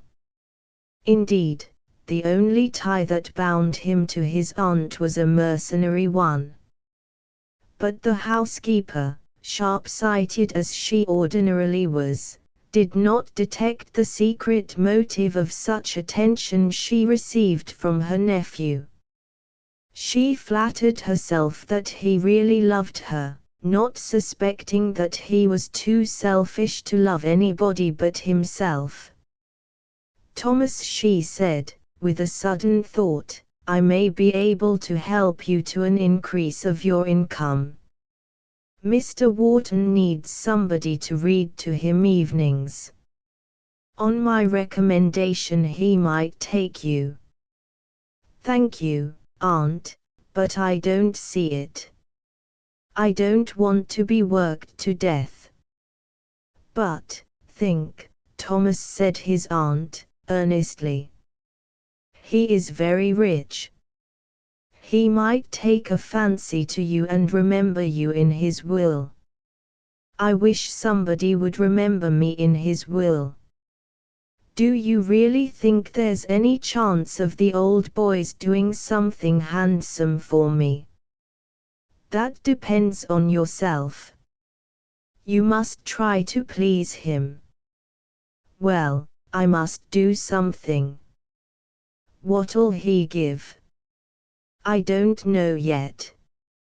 In fact, there's another reading to him just now.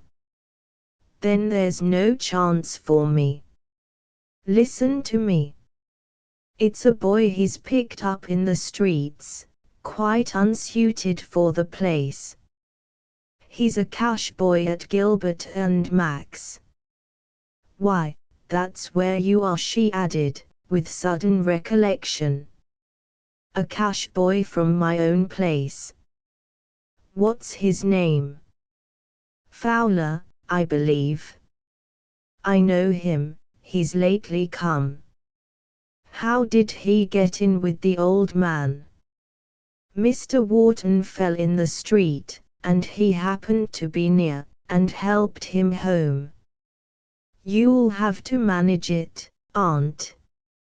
I'll see what I can do tomorrow. He ought to prefer my nephew to a strange boy, seeing I have been 20 years in his service. I'll let you know as soon as I have accomplished anything. I don't half like the idea of giving up my evenings. I don't believe I can stand it. It is only for a little while, to get him interested in you. Maybe I might try it a week, and then tell him my health was failing, and get him to do something else for me. At any rate, the first thing must be to become acquainted. Thomas now withdrew, for he did not enjoy spending an evening with his aunt, the richer by $5, half of which was spent before the evening closed at a neighboring billiard saloon. Chapter X. The housekeeper scheming. If Mrs. Bradley had been wiser, she would have felt less confident of her nephew's producing a favorable impression upon Mr. Wharton. She resolved to open the subject at the breakfast table. "I didn't know, Mr. Wharton," she commenced, "that you intended to engage a reader. Nor did I propose to do so until last evening. I think, you'll excuse me for saying so, that you will find that boy too young to suit you." "I don't think so. He reads very clearly and distinctly. If I had known you thought of engaging a reader, I would have asked you to engage my nephew. Indeed, I was not aware that you had a nephew in the city." "Is he a boy?" "No, he is a young man. He was 20 years old last June." "Is he unfavorably situated?" "He has a place as salesman." "With what firm?" "Gilbert and Mack." "Why, that is the same firm that employs my young friend." "It is a good firm." "Perhaps it is, but my poor nephew receives a very small salary. He finds it very hard to get along." "Your nephew is young." "He will be promoted if he serves his employers well." "Thomas would have been glad to read to you in the evening, sir," said Mrs. Bradley, commencing the attack. "But for my present engagement, I might have taken him," said Mr. Wharton, politely. "Have you engaged that boy for any length of time?" "No, but it is understood that he will stay while I need him, and he continues to suit me. I have a favorable opinion of him. Besides, he needs the pay. He receives but $3 a week as a cash boy, and has a sister to support as well as himself." "I am sorry," she said in an injured tone. "I hope you'll excuse my mentioning it, but I took the liberty, having been for 20 years in your employ." "To be sure. You were quite right," said her employer, kindly. "Perhaps I may be able to do something for your nephew, though not that. Tell him to come and see me sometime." "Thank you, sir," said the housekeeper. There was one question she wanted to determine, and that was the amount of compensation received by Frank. She did not like to inquire directly from Mr. Wharton, but resolved to gain the information from our hero. Some evenings later she had the opportunity. Mr. Wharton had an engagement, and asked her to tell Frank, when he arrived, that he was released from duty. Instead of this she received him in the library herself. "Probably Mr. Wharton will not be at home this evening," she said. "If he does not return in half an hour, you need not wait." She took up her work, seated in Mr. Wharton's usual place, and Frank remained ready for duty. "Mr. Wharton tells me you have a sister," she said. "Yes, m. You must find it hard work to provide for her as well as yourself." "I do, or rather I did till I came here." "How much does Mr. Wharton pay you?" she asked, in an indifferent tone. $5 a week, answered Frank. "You are lucky that you have such a chance," she said. "Yes, it is more than I earn, I know, but it is a great help to me." "And how much do you get as cash boy?" $3 a week.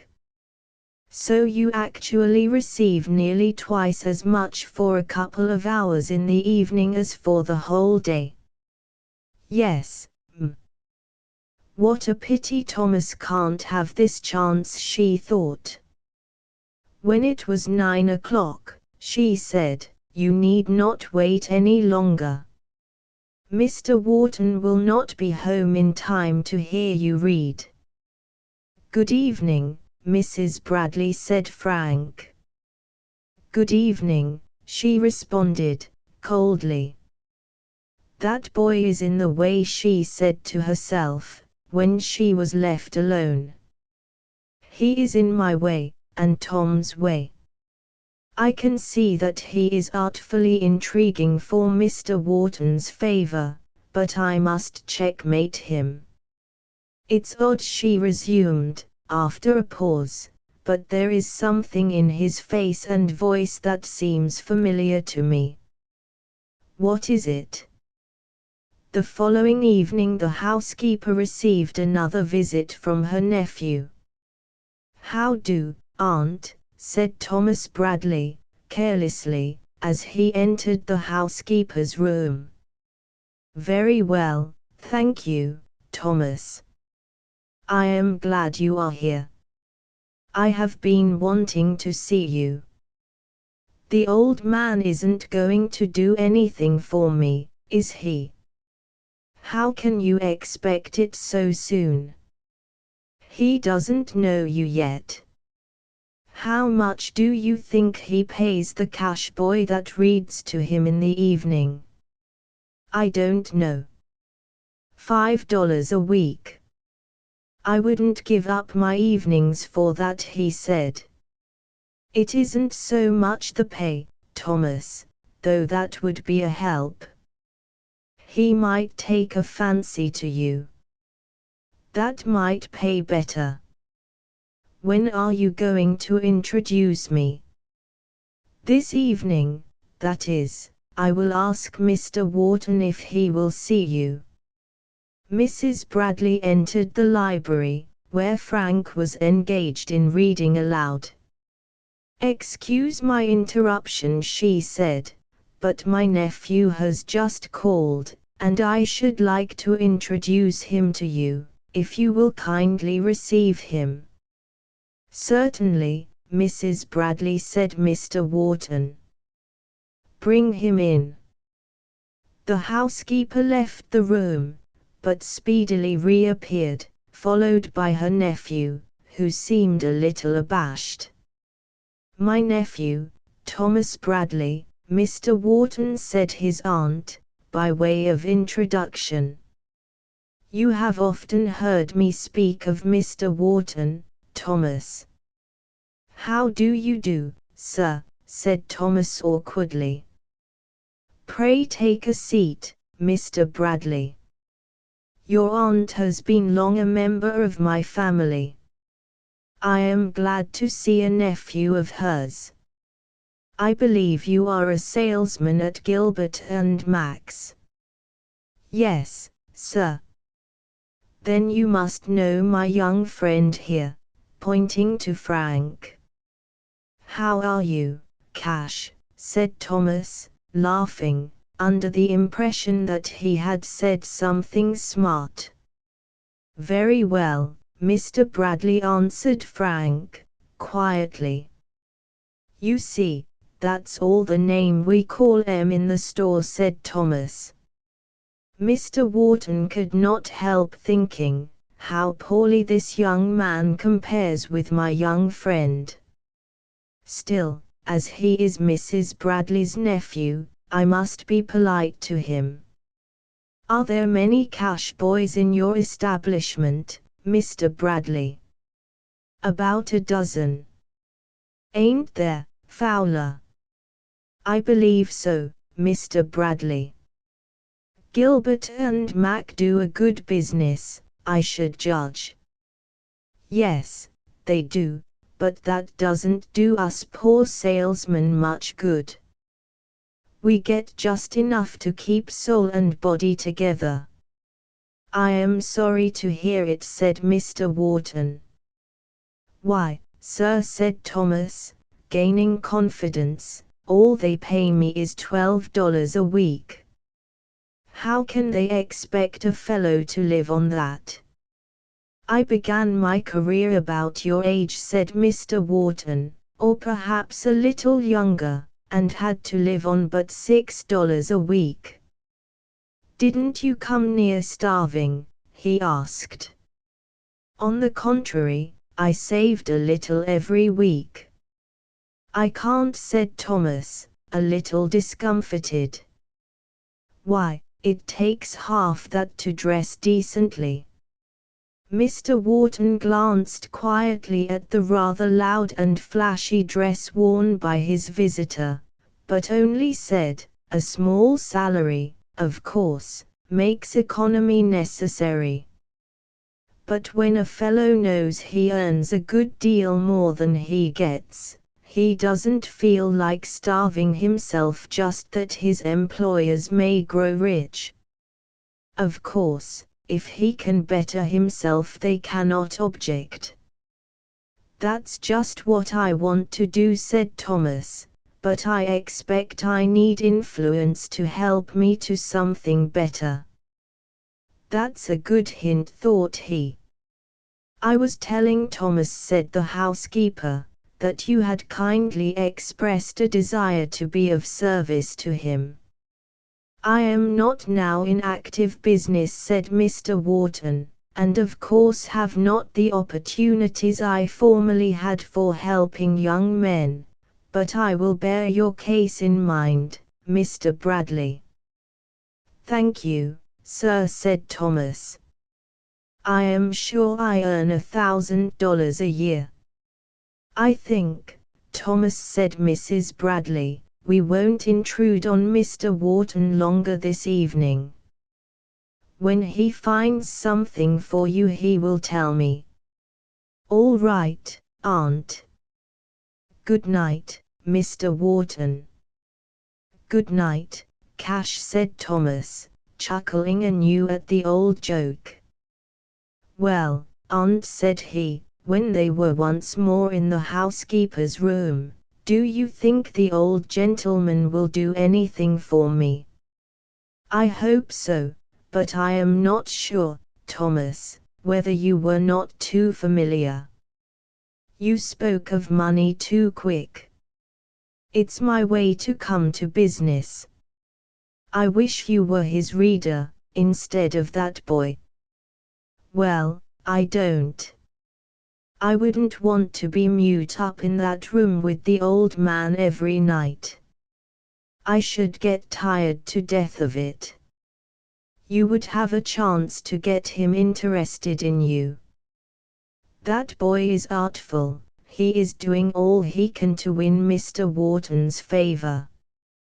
He is the one you have most reason to dread. Do you think he will do me any harm? I think he will injure your chances. Egord, if I thought that, I'd wring the young rascal's neck. There's a better way, Thomas. What's that? Can't you get him dismissed from Gilbert and Max? I haven't enough influence with the firm. Suppose they thought him dishonest. They'd give him the sack, of course. Can't you make them think so, Thomas? I don't know. Then make it your business to find out. I suppose you know what good it's going to do, Aunt, but I don't.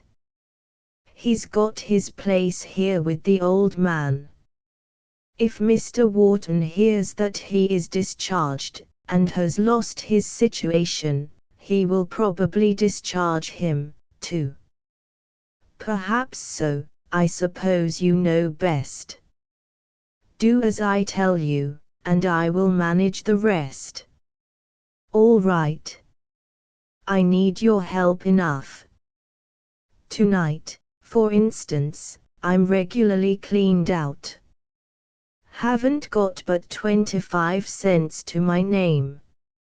It seems to me, Thomas, said his aunt, with a troubled look, you are always out of money. I'll give you $5, Thomas, but you must remember that I am not made of money. My wages are small. You ought to have a good nest egg laid aside, aunt. I've got something, Thomas, and when I die, it'll be yours. I hope I shan't have to wait too long, thought Thomas, but he did not give utterance to the thought. Come again, Thomas, and don't forget what I have said, said Mrs. Bradley. Chapter 11. John Wade, a tall man, with a sallow complexion, and heavily bearded face, stood on the deck of a Cunard steamer, only a few miles distant from New York Harbor. It's 3 years since I have seen America, he said to himself, thoughtfully. I suppose I ought to feel a patriotic fervor about setting foot once more on my native shore, but I don't believe in nonsense. I would be content to live in Europe all my life, if my uncle's fortune were once in my possession. I am his sole heir, but he persists in holding on to his money bags, and limits me to a paltry 3,000 a year. I must see if I can't induce him to give me a good, round sum on account, 50,000, at least, and then I can wait a little more patiently till he drops off. When shall we reach port, Captain? He asked, as he passed that officer. In 4 hours, I think, Mr. Wade. So this is my birthday, he said to himself. 35 years old today. Half my life gone, and I am still a dependent on my uncle's bounty. Suppose he should throw me off, leave me out in the cold, where should I be? If he should find the boy, but no, there is no chance of that. I have taken good care of that. By the way, I must look him up soon, cautiously, of course, and see what has become of him. He will grow up a laborer or mechanic and die without a knowledge of his birth, while I fill his place and enjoy his inheritance. At 6 o'clock the vessel reached the quarantine. Most of the passengers decided to remain on board one night more, but John Wade was impatient, and, leaving his trunks, obtained a small boat, and soon touched the shore. It was nearly 8 when John Wade landed in the city.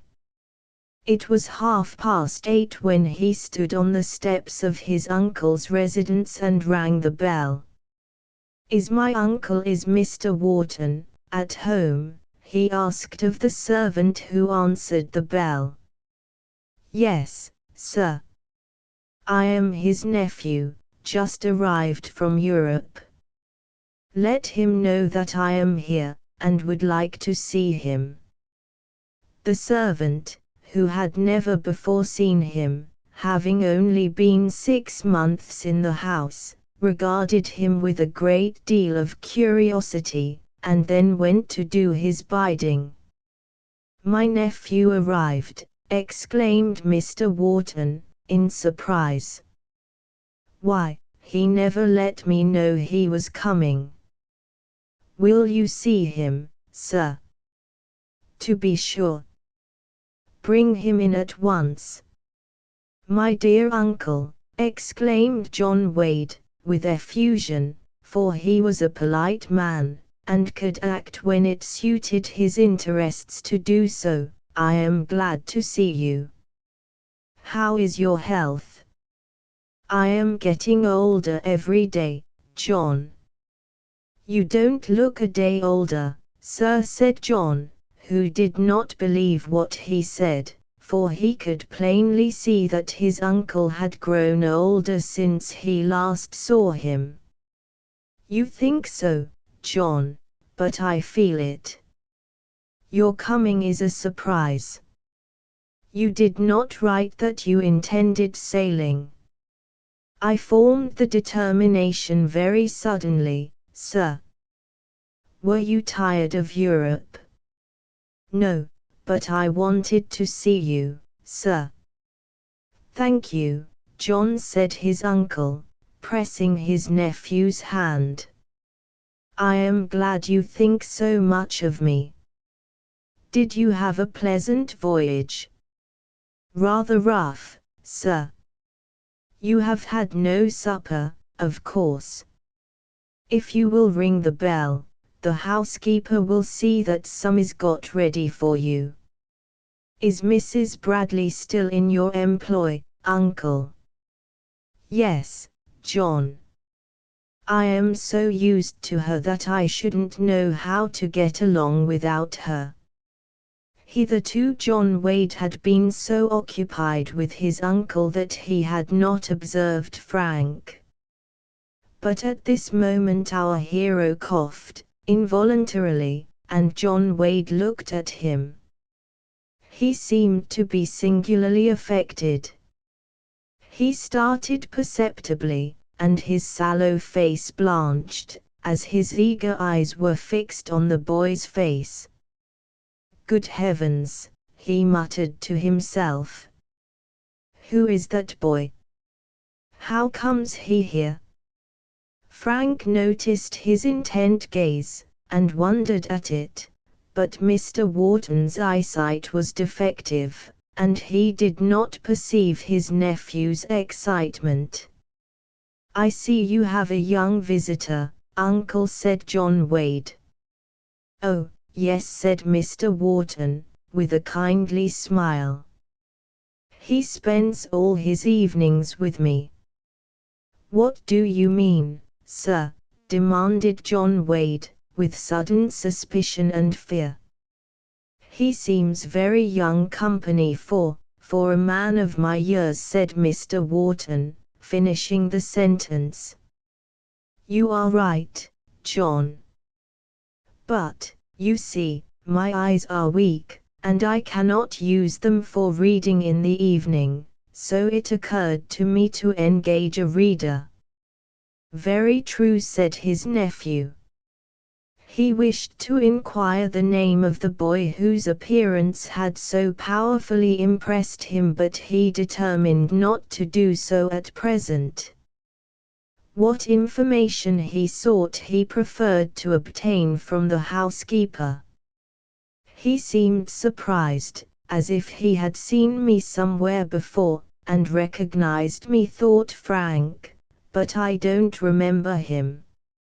If I had seen his face before, I think I should remember it. Don't come out, uncle, said John Wade, when summoned to tea by the housekeeper. Mrs. Bradley and I are going to have a chat by ourselves, and I will soon return. You are looking thin, Mr. John, said Mrs. Bradley. Am I thinner than usual? I never was very corpulent, you know. How is my uncle's health? He says he is well. He is pretty well, but he isn't as young as he was. I think he looks older, said John. But that is not surprising, at his age. He is 70, isn't he? Not quite. He is 69. His father died at 71. Yes. But that is no reason why my uncle should not live till 80. I hope he will. "We all hope so," said the housekeeper, but she knew, while she spoke, that if, as she supposed, Mr. Wharton's will contained a generous legacy for her, his death would not afflict her much. She suspected also that John Wade was waiting impatiently for his uncle's death, that he might enter upon his inheritance. Still, their little social fictions must be kept up, and so both expressed a desire for his continued life, though neither was deceived as to the other's real feeling on the subject. "By the way, Mrs. Bradley," said John Wade, "how came my uncle to engage that boy to read to him?" "He was led into it, sir," said the housekeeper, with a great deal of indignation, "by the boy himself. He's an artful and designing fellow, you may rely upon it." "What's his name?" "Frank Fowler." "Fowler? Is his name Fowler?" he repeated, with a startled expression. "Yes, sir," answered the housekeeper, rather surprised at his manner. "You don't know anything about him, do you?" "Oh, no," said John Wade, recovering his composure. "He is a perfect stranger to me, but I once knew a man of that name, and a precious rascal he was. When you mentioned his name, I thought he might be a son of this man." "Does he say his father is alive?" "No, he is dead, and his mother, too, so the boy says." "You haven't told me how my uncle fell in with him." "It was an accident." "Your uncle fell in getting out of a Broadway stage, and this boy happened to be near, and seeing Mr. Wharton was a rich gentleman, he helped him home, and was invited in.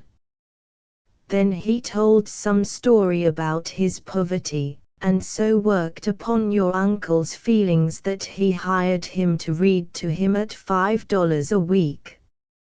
"Is this all the boy does?"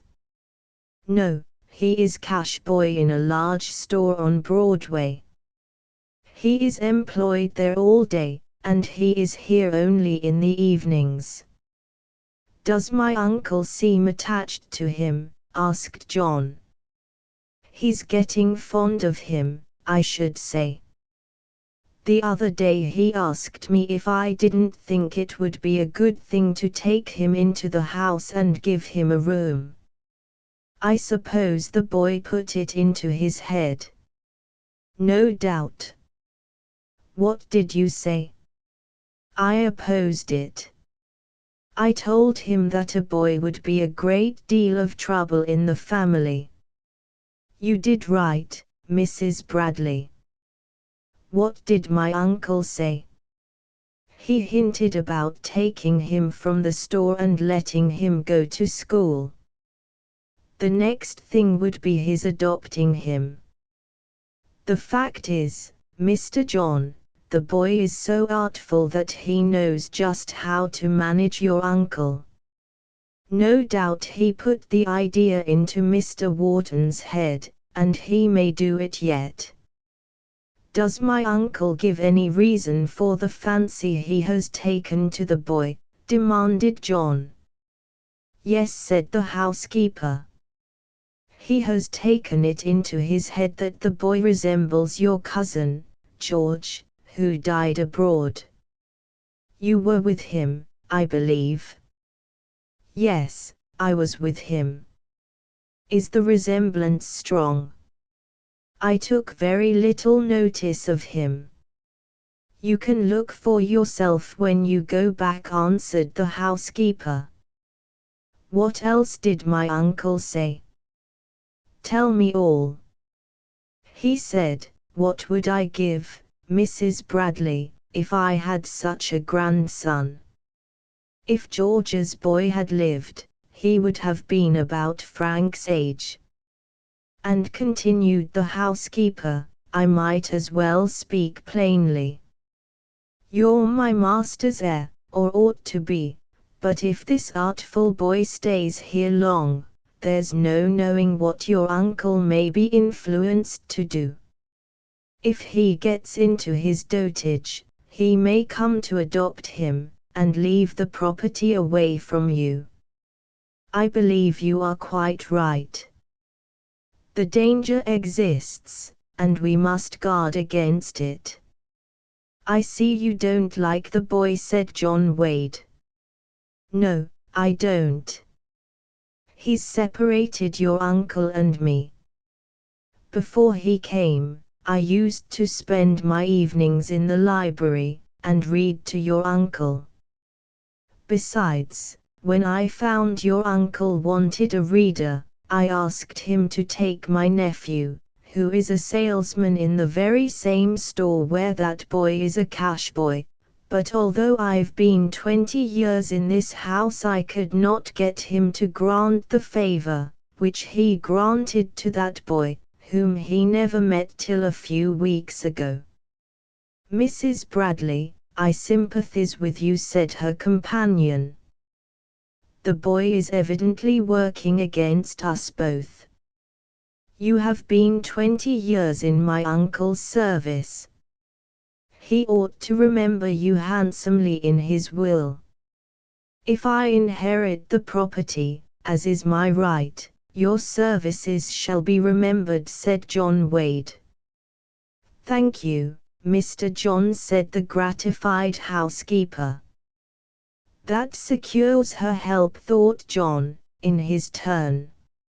She will now work hard for me. When the time comes, I can do as much or as little for her as I please. Of course, we must work together against this interloper, who appears to have gained a dangerous influence over my uncle. You can depend upon me, Mr. John, said Mrs. Bradley. I will think it over, and tell you my plans, said John Wade.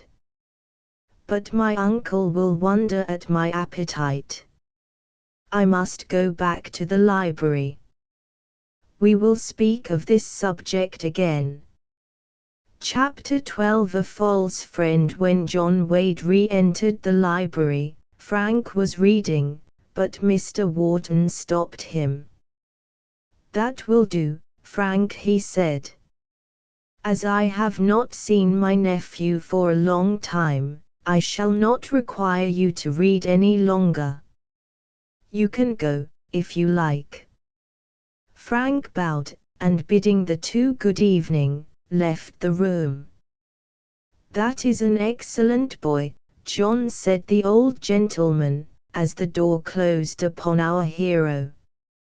How did you fall in with him? Asked John.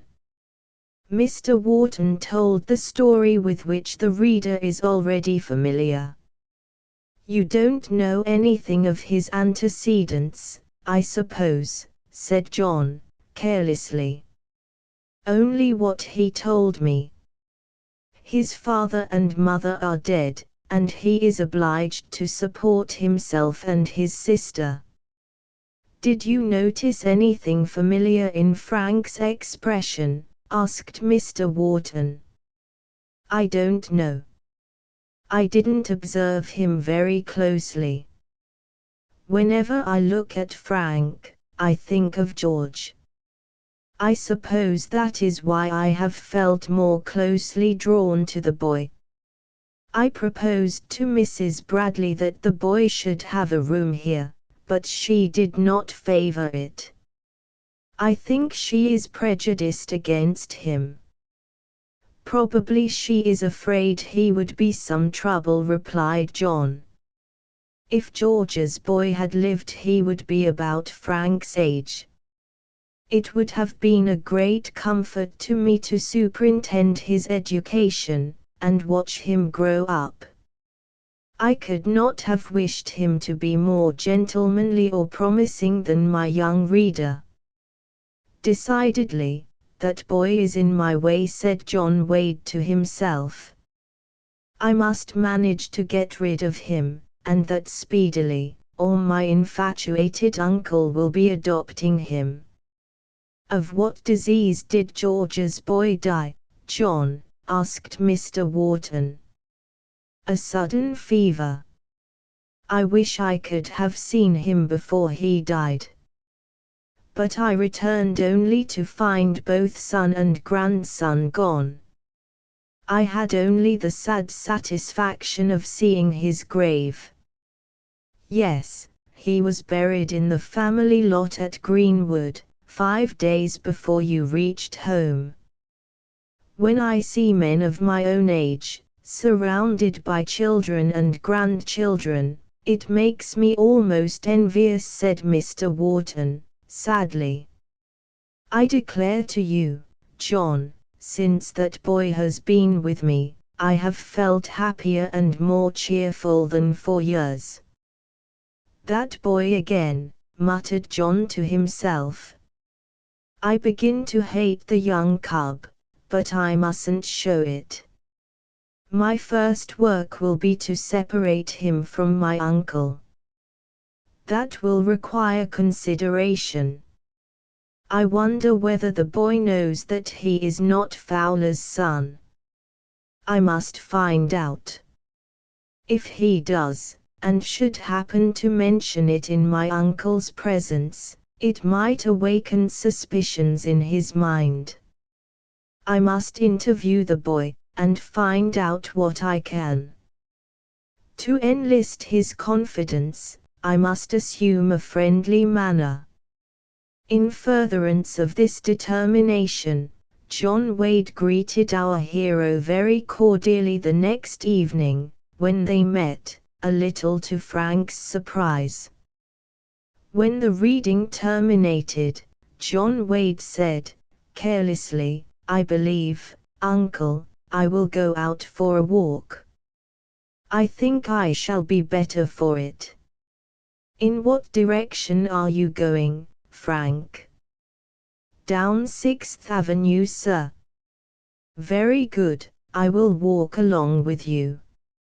Frank and his companion walked toward 6th Avenue. My uncle tells me you have a sister to support, said Wade, opening the conversation.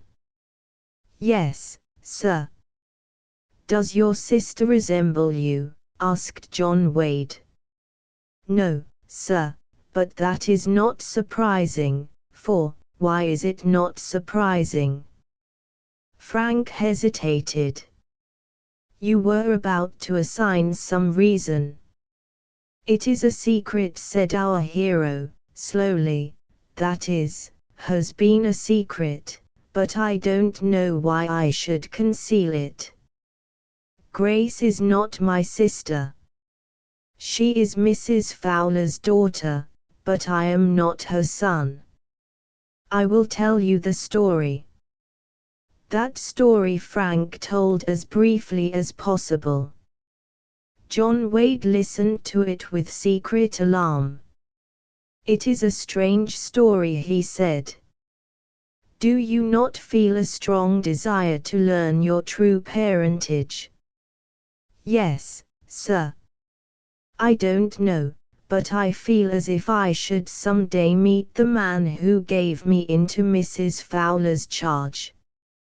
You have met him, but it is lucky you don't suspect it, thought John Wade.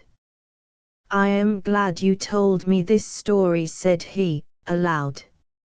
It is quite romantic. I may be able to help you in your search. But let me advise you to tell no one else at present. No doubt there are parties interested in keeping the secret of your birth from you. You must move cautiously, and your chance of solving the mystery will be improved. Thank you, sir. I will follow your advice. I was mistaken in him, thought Frank. I disliked him at first, but he seems inclined to be my friend. When Frank reached his lodging, he found Jasper waiting up for him. He looked thoughtful, so much so that Frank noticed it. You look as if you had something on your mind, Jasper. You have guessed right. I have read that letter. He drew from his pocket a letter, which Frank took from his hands. It is from an uncle of mine in Ohio, who is proprietor of a weekly newspaper. He is getting old, and finds the work too much for him. He offers me $1,000 a year if I will come out and relieve him. That's a good offer, Jasper. I suppose you will accept it. It is for my interest to do so. Probably my uncle will, after a while, surrender the whole establishment to me. I shall be sorry to part with you, Jasper. It will seem very lonely, but I think you ought to go. It is a good chance, and if you refuse it you may not get such another. My uncle wants me to come on at once. I think I will start Monday. Jasper saw no reason to change his determination, and on Monday morning he started on his journey to Ohio. Thus, at a critical moment in his fortunes, when two persons were planning to injure him, he lost the presence and help of a valued friend. Chapter 13 The Spider and the Fly. Uncle, said John Wade, you spoke of inviting Frank Fowler to occupy a room in the house. Why don't you do it? It would be more convenient to you and a very good chance for him. I should like it, said Mr. Wharton, but Mrs. Bradley did not seem to regard it favorably when I suggested it. Oh, Mrs. Bradley is unused to boys, and she is afraid he would give her trouble. I'll undertake to bring her around. I wish you would, John. I don't think Frank would give any trouble, and it would enliven the house to have a boy here. Besides, he reminds me of George, as I told you the other day. I agree with you, Uncle, he said. He does remind me a little of George. Well, Mrs. Bradley, what do you think I have done? Asked John, entering the housekeeper's room directly after his interview with his uncle. I don't know, Mr. John, she answered.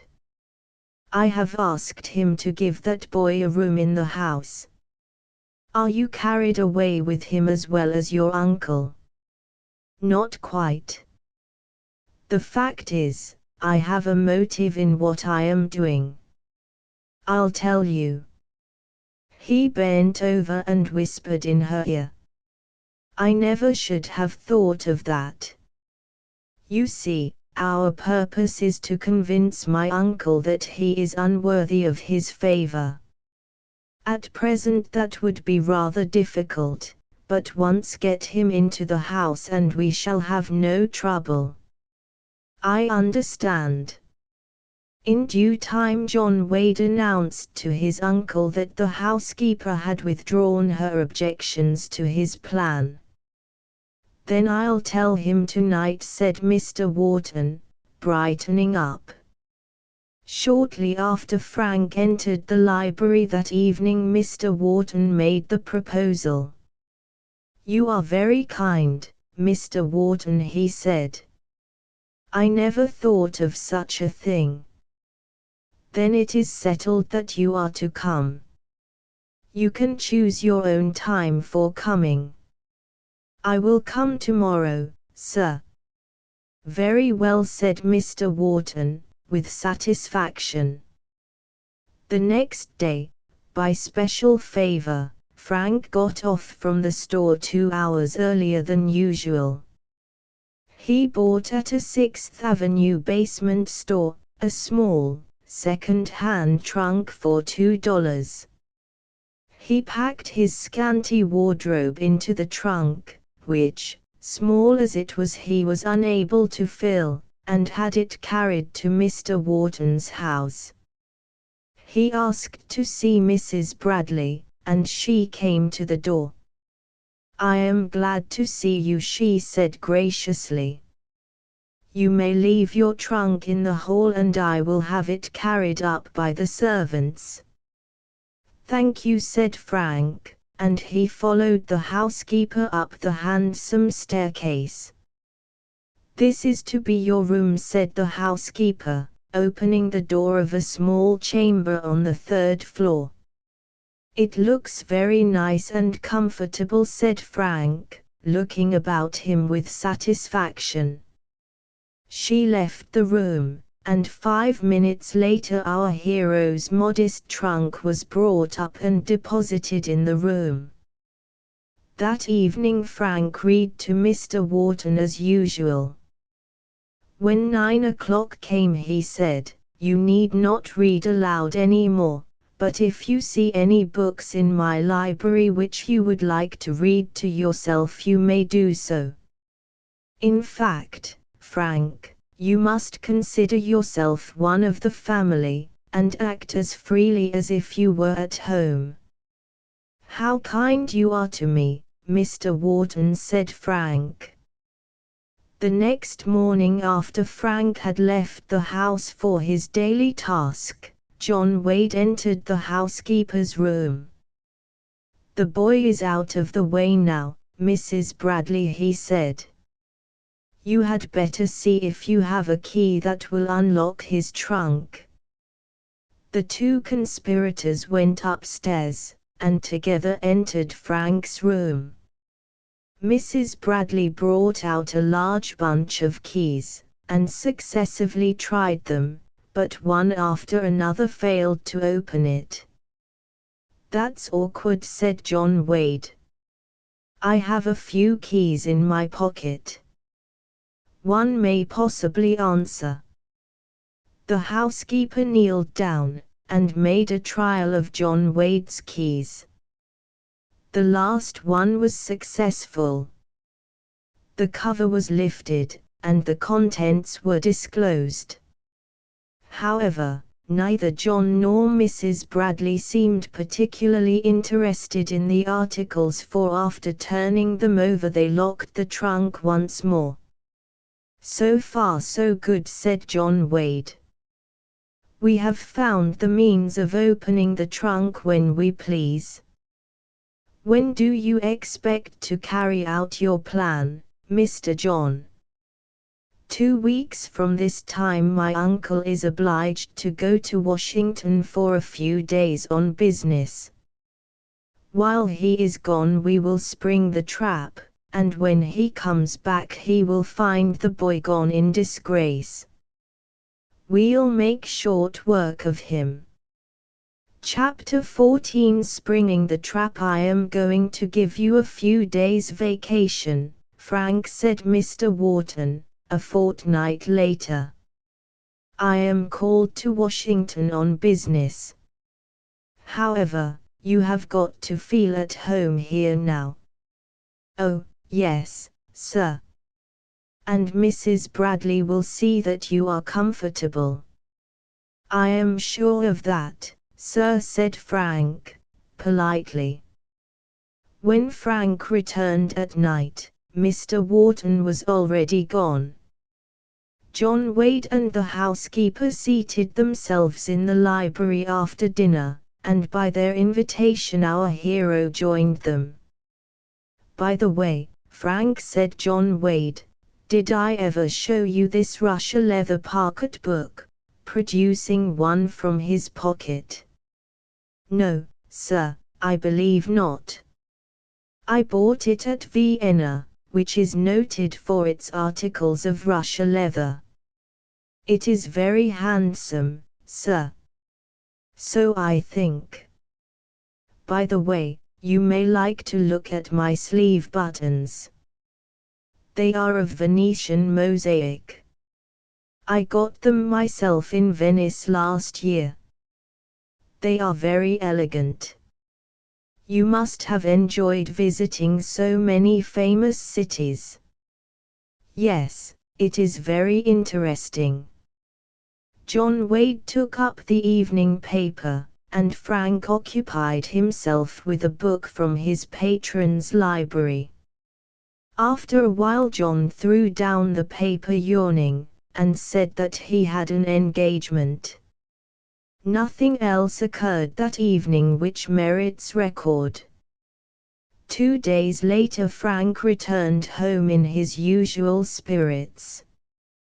But at the table he was struck by a singular change in the manner of Mrs. Bradley and John Wade. They spoke to him only on what it was absolutely necessary, and answered his questions in monosyllables. "Will you step into the library a moment?" said John Wade, as they arose from the table. Frank followed John into the library, and Mrs. Bradley entered also. "Frank Fowler," the enemy began, "do you remember my showing you 2 evenings since a pocket book, also some sleeve buttons of Venetian mosaic, expensively mounted in gold?" "Certainly, sir."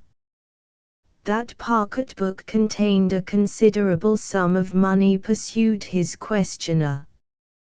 "I don't know anything about that." "You probably supposed so." "Will you tell me what you mean, Mr. Wade?" demanded Frank, impatiently.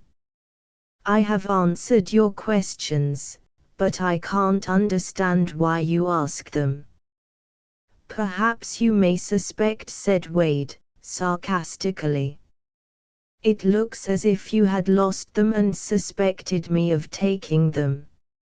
"So it appears." "You are entirely mistaken, Mr. Wade. I am not a thief. I never stole anything in my life." "It is very easy to say that," sneered John Wade. "You and Mrs. Bradley were the only persons present when I showed the articles, and I suppose you won't pretend that she stole them." "No, sir, though she appears to agree with you that I am a thief." "I never thought of accusing her," replied Frank. "Mr. Wade," said the housekeeper, "I feel that it is my duty to insist upon search being made in my room." "Do you make the same offer?" asked John Wade, turning to Frank. "Yes, sir," answered our hero, proudly. "I wish you to satisfy yourself that I am not a thief. If you will come to my room at once, Mr. Wade, you and Mrs. Bradley, I will hand you the key of my trunk." The two followed him upstairs, exulting wickedly in his discomfiture, which they had reason to foresee. He handed his key to his artful enemy, and the latter, bending over, opened the trunk, which contained all our hero's small possessions. He raised the pile of clothes, and, to Frank's dismay, disclosed the missing pocketbook and sleeve buttons in the bottom of the trunk. "What have you got to say for yourself now, you young villain?" demanded John Wade, in a loud voice. "I don't understand it," Frank said, in a troubled tone. "I don't know how the things came there. I didn't put them there." "Probably they crept in themselves," sneered John. "Someone put them there," said Frank, pale, but resolute, "some wicked person, who wanted to get me into trouble." "What do you mean by that, you young vagabond?" demanded John Wade, suspiciously. "I mean what I say," he asserted. "I am away all day, and nothing is easier than to open my trunk and put articles in order to throw suspicion on me." "Look here, you rascal," said John Wade, roughly. I shall treat you better than you deserve. I won't give you over to the police out of regard for my uncle, but you must leave this house and never set foot in it again. It will be the worse for you if you do." John Wade and the housekeeper left the room, and our hero was left to realize the misfortune which had overwhelmed him. Frank arose at an early hour the next morning and left the house. It was necessary for him to find a new home at once in order to be at the store in time. He bought a copy of The Sun and turned to the advertising columns. He saw a cheap room advertised near the one he had formerly occupied. Finding his way there, he rang the bell. The door was opened by a slatternly-looking woman, who looked as if she had just got up. "I see by the Sun you have a room to let," said Frank. "Yes, do you want to see it now?" "I should like to." "Come upstairs and I will show you the room."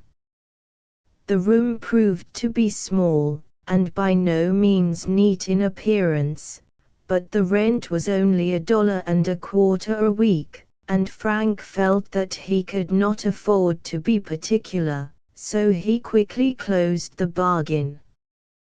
The next day, about 11 o'clock in the forenoon, he was surprised at seeing Mrs. Bradley enter the store and thread her way to that part of the counter where her nephew was stationed. She darted one quick look at him, but gave him no sign of recognition. His heart sank within him, for he had a presentiment that her visit boded fresh evil for him. Chapter 15. From bad to worse. Frank's misgivings were not without good cause. The housekeeper's call at the store was connected with him. How, will be understood from a conversation which took place that morning between her and John Wade. "It's a relief to get that boy out of the house, Mrs. Bradley," he said at the breakfast table. "That it is, Mr. John," she replied. "But he'll be trying to get back, take my word for it." "He won't dare to," said John Wade, incredulously. "I told him if he came near the house I would give him up to the police. I am afraid he will write to your uncle. He's bold enough for anything." "I didn't think of that," said John, thoughtfully. "Do you know his handwriting, Mrs. Bradley?" "I think I should know it." "Then if any letters come which you know to be from him, keep them back from my uncle." "What shall I do with them?" "Give them to me. I don't want my uncle worried by his appeals." "Your uncle seems to be very attached to him." "He may go to the store to see him." "That is true. I should not like that." "How shall we prevent it, that's the question." "If Gilbert and Mac knew that he was not honest they would discharge him." "Exactly," said John Wade, "and as probably he would be unable to get another situation, he would be compelled to leave the city, and we should get rid of him." "I commend your shrewdness, Mrs. Bradley. Your plan is most excellent." John Wade had more reasons than the housekeeper knew of for desiring the removal of our young hero from the city, reasons which the reader has probably guessed.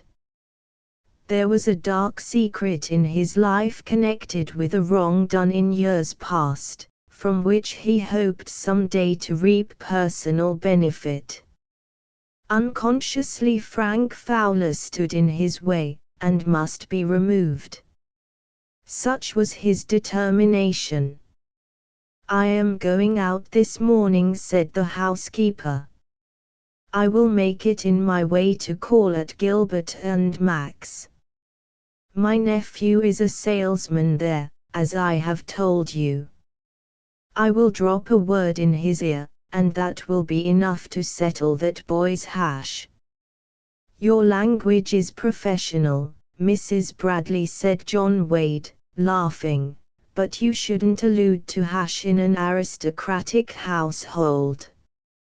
I shall be glad to have you carry out your plan. I hope you'll speak to your uncle about my nephew, Mr. John. He gets very poor pay where he is. I won't forget him, said John, carelessly. In his heart he thought Thomas Bradley a very low, obtrusive fellow, whom he felt by no means inclined to assist, but it was cheap to make promises. The reader understands now why Mrs. Bradley made a morning call at Gilbert and Mac's store. She knew at what part of the counter her nephew was stationed, and made her way thither at once. He did not at first recognize her, until she said, "Good morning, Thomas." "Good morning, Aunt. What brings you here this morning? Any good news for me? Has the old gentleman come around and concluded to do something handsome? Mr. Wharton is not in the city. He has gone to Washington. But that isn't what I came about this morning. You remember that boy who has been reading to Mr. Wharton? One of our cash boys. Yes, there he is, just gone by. Well, he has stolen Mr. John's pocketbook and some jewelry belonging to him. What have you done about it? What does Mr. Wharton say? He's away from home. He doesn't know yet. Mr. John gave him a lecture, and ordered him to leave the house. Does he admit that he took the things? No, he denied it as bold as brass, but it didn't do him any good. There were the things in his trunk. He couldn't get over that. Thomas fastened a shrewd glance on his aunt's face, for he suspected the truth. So you've got rid of him, he said. What do you propose to do next? Mr. John thinks your employer ought to know that he is a thief. Are you going to tell them? I want you to do it. You must tell them yourself, Aunt. I shan't. Then introduce me to Mr. Gilbert, Thomas, and I'll do it. Follow me, Aunt. He led his aunt to the rear of the store, where Mr. Gilbert was standing. Mr. Gilbert, he said, allow me to introduce my aunt, Mrs. Bradley. The housekeeper was courteously received, and invited to be seated. She soon opened her business, and blackened poor Frank's character as she had intended. Really, Mrs. Bradley, I am sorry to hear this, said Mr. Gilbert. You think there is no doubt of the boy's guilt?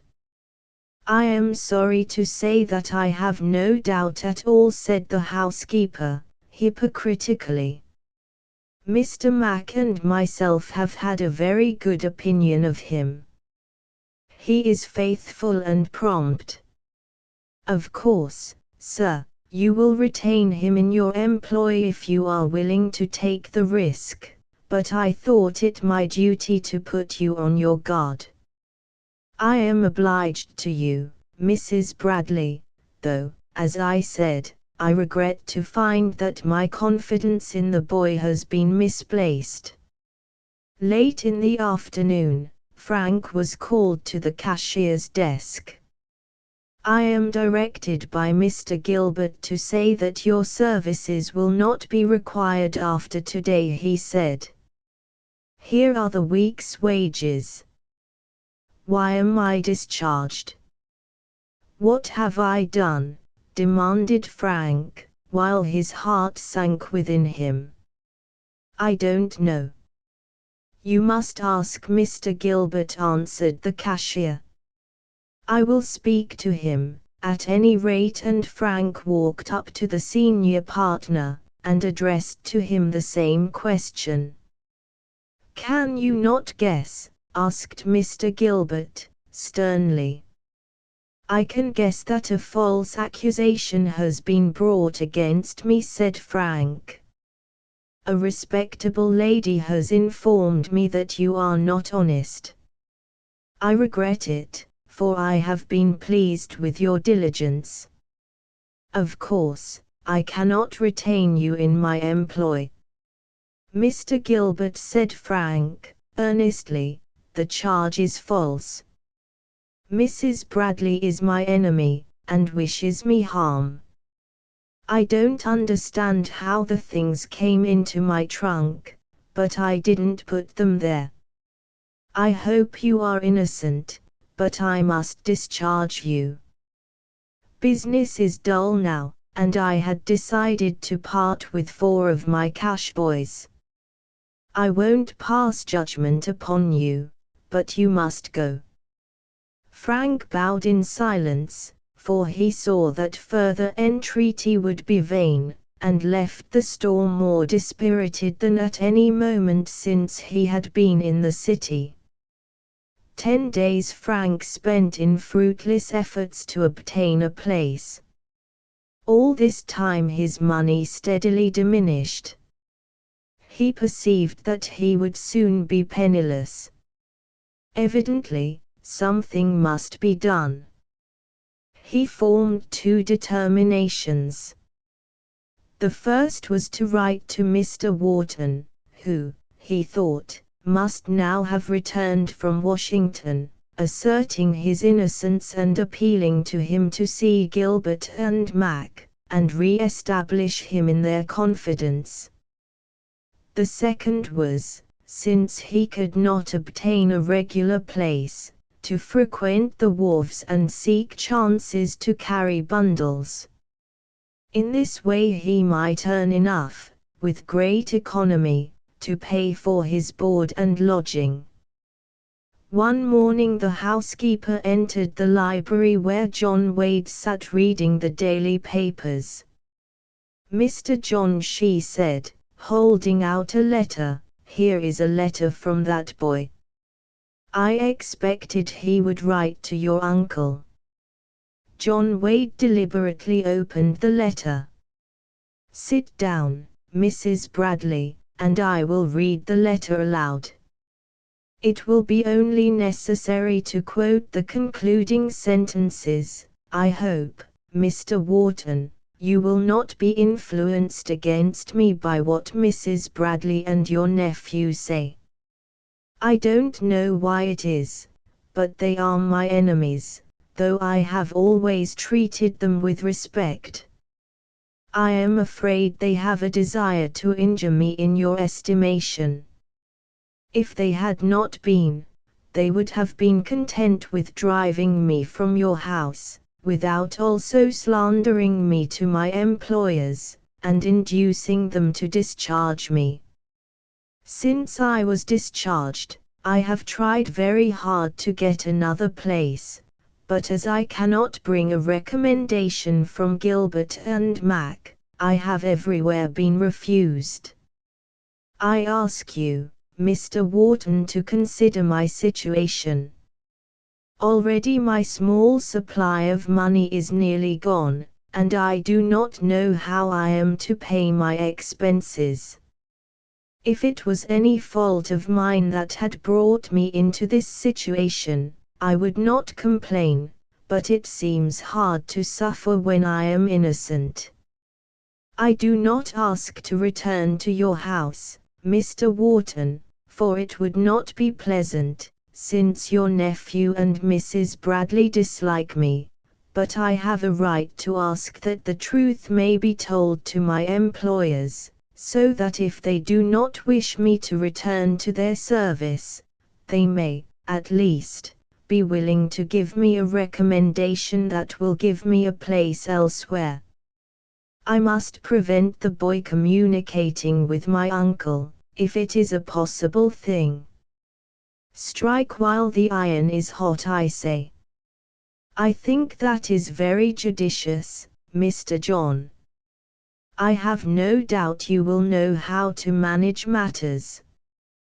John Wade dressed himself for a walk, and drawing out a cigar, descended the steps of his uncle's house into the street. He reached Fifth Avenue, and walked slowly downtown.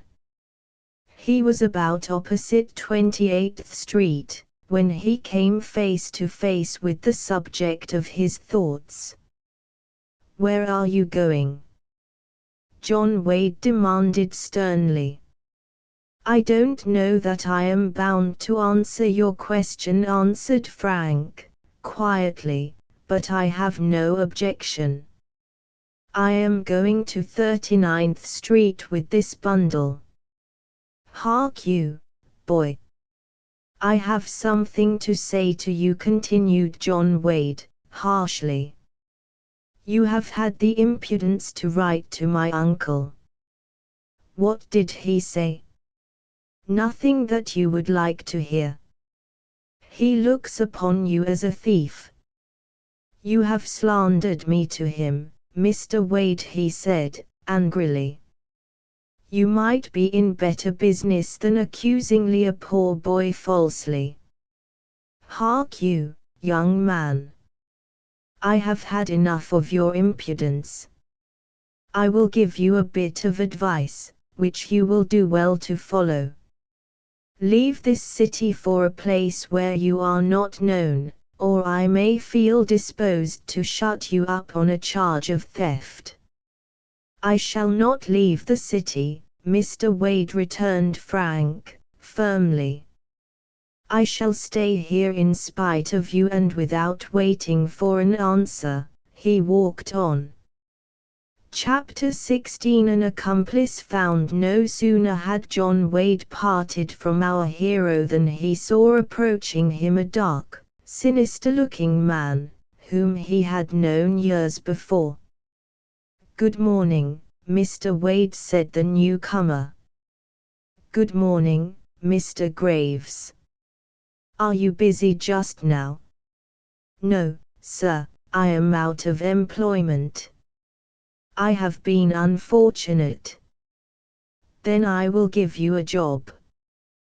"Do you see that boy?" said John Wade, rapidly. "Yes, I see him. I want you to follow him. Find out where he lives, and let me know this evening. Do you understand?" "I understand." "You may rely upon me, sir," answered Nathan Graves, and quickening his pace, he soon came within 100 feet of our hero. After fulfilling his errand, Frank walked downtown again, but did not succeed in obtaining any further employment. Wherever he went, he was followed by Graves. Unconsciously, he exhausted the patience of that gentleman, who got heartily tired of his tramp about the streets. But the longest day will come to an end, and at last he had the satisfaction of tracking Frank to his humble lodging. Then, and not till then, he felt justified in leaving him. Nathan Graves sought the residence of John Wade. He rang the bell as the clock struck 8. "Well, what success?" asked Wade, when they met. "I have tracked the boy." "What more can I do for you?" asked Graves. "I want to get him away from the city. The fact is, I may as well tell you, My uncle has taken a great fancy to the boy, and might be induced to adopt him, and cut me off from my rightful inheritance. The boy is an artful young rascal, and has been doing all he could to get into the good graces of my uncle, who is old and weak-minded.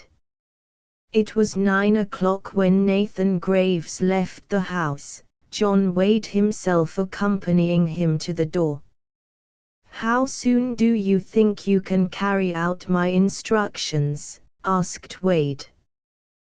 "Tomorrow, if possible." "The sooner the better." "It is lucky I fell in with him," said Nathan Graves to himself, with satisfaction, as he slowly walked down Fifth Avenue. "It's a queer business, but that's none of my business. The main thing for me to consider is that it brings money to my purse, and of that I have need enough." Graves left the house richer by $100 than he entered it. It was 11 o'clock on the forenoon of the next day when Frank walked up Canal Street toward Broadway.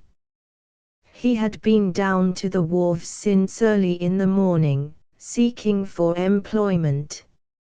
He had offered his services to many, but as yet had been unable to secure a job.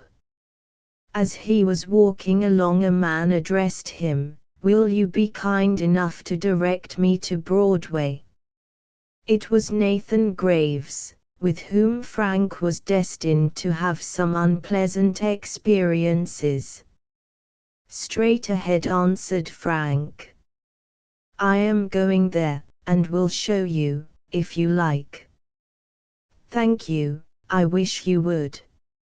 "I live only 15 or 20 miles distant," said Graves, "but I don't often come to the city, and am not much acquainted. I keep a dry goods store, but my partner generally comes here to buy goods. By the way, perhaps you can help me about the errand that calls me here today." "I will, sir, if I can," said Frank, politely. "My youngest clerk has just left me, and I want to find a successor, a boy about your age, say. Do you know anyone who would like such a position? I am out of employment myself just now. Do you think I will suit?" "I think you will," said Mr. Graves. "You won't object to go into the country?" "No, sir. I will give you $5 a week and your board for the present. If you suit me, your pay will be raised at the end of 6 months." "Will that be satisfactory?" asked his companion. "Quite so, sir." "When do you wish me to come?" "Can you go out with me this afternoon?" "Yes, sir. I only want to go home and pack up my trunk." "To save time, I will go with you, and we will start as soon as possible." Nathan Graves accompanied Frank to his room, where his scanty wardrobe was soon packed. A hack was called, and they were speedily on their way to the Cortlandt Street ferry. They crossed the ferry, and Mr. Graves purchased 2 tickets to Elizabeth. He bought a paper, and occupied himself in reading. Frank felt that fortune had begun to shine upon him once more. By and by, he could send for Grace, and get her boarded near him. As soon as his wages were raised, he determined to do this. While engaged in these pleasant speculations, they reached the station. "We get out here," said Mr. Graves. "Is your store in this place?" asked Frank. "No, it is in the next town." Nathan Graves looked about him for a conveyance.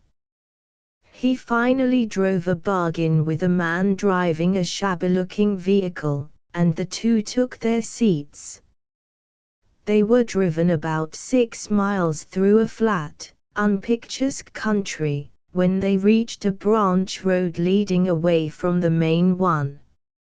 It was a narrow road, and apparently not much frequented. Frank could see no houses on either side. "Is your store on this road?" he asked. "Oh, no, but I am not going to the store yet. We will go to my house, and leave your trunk."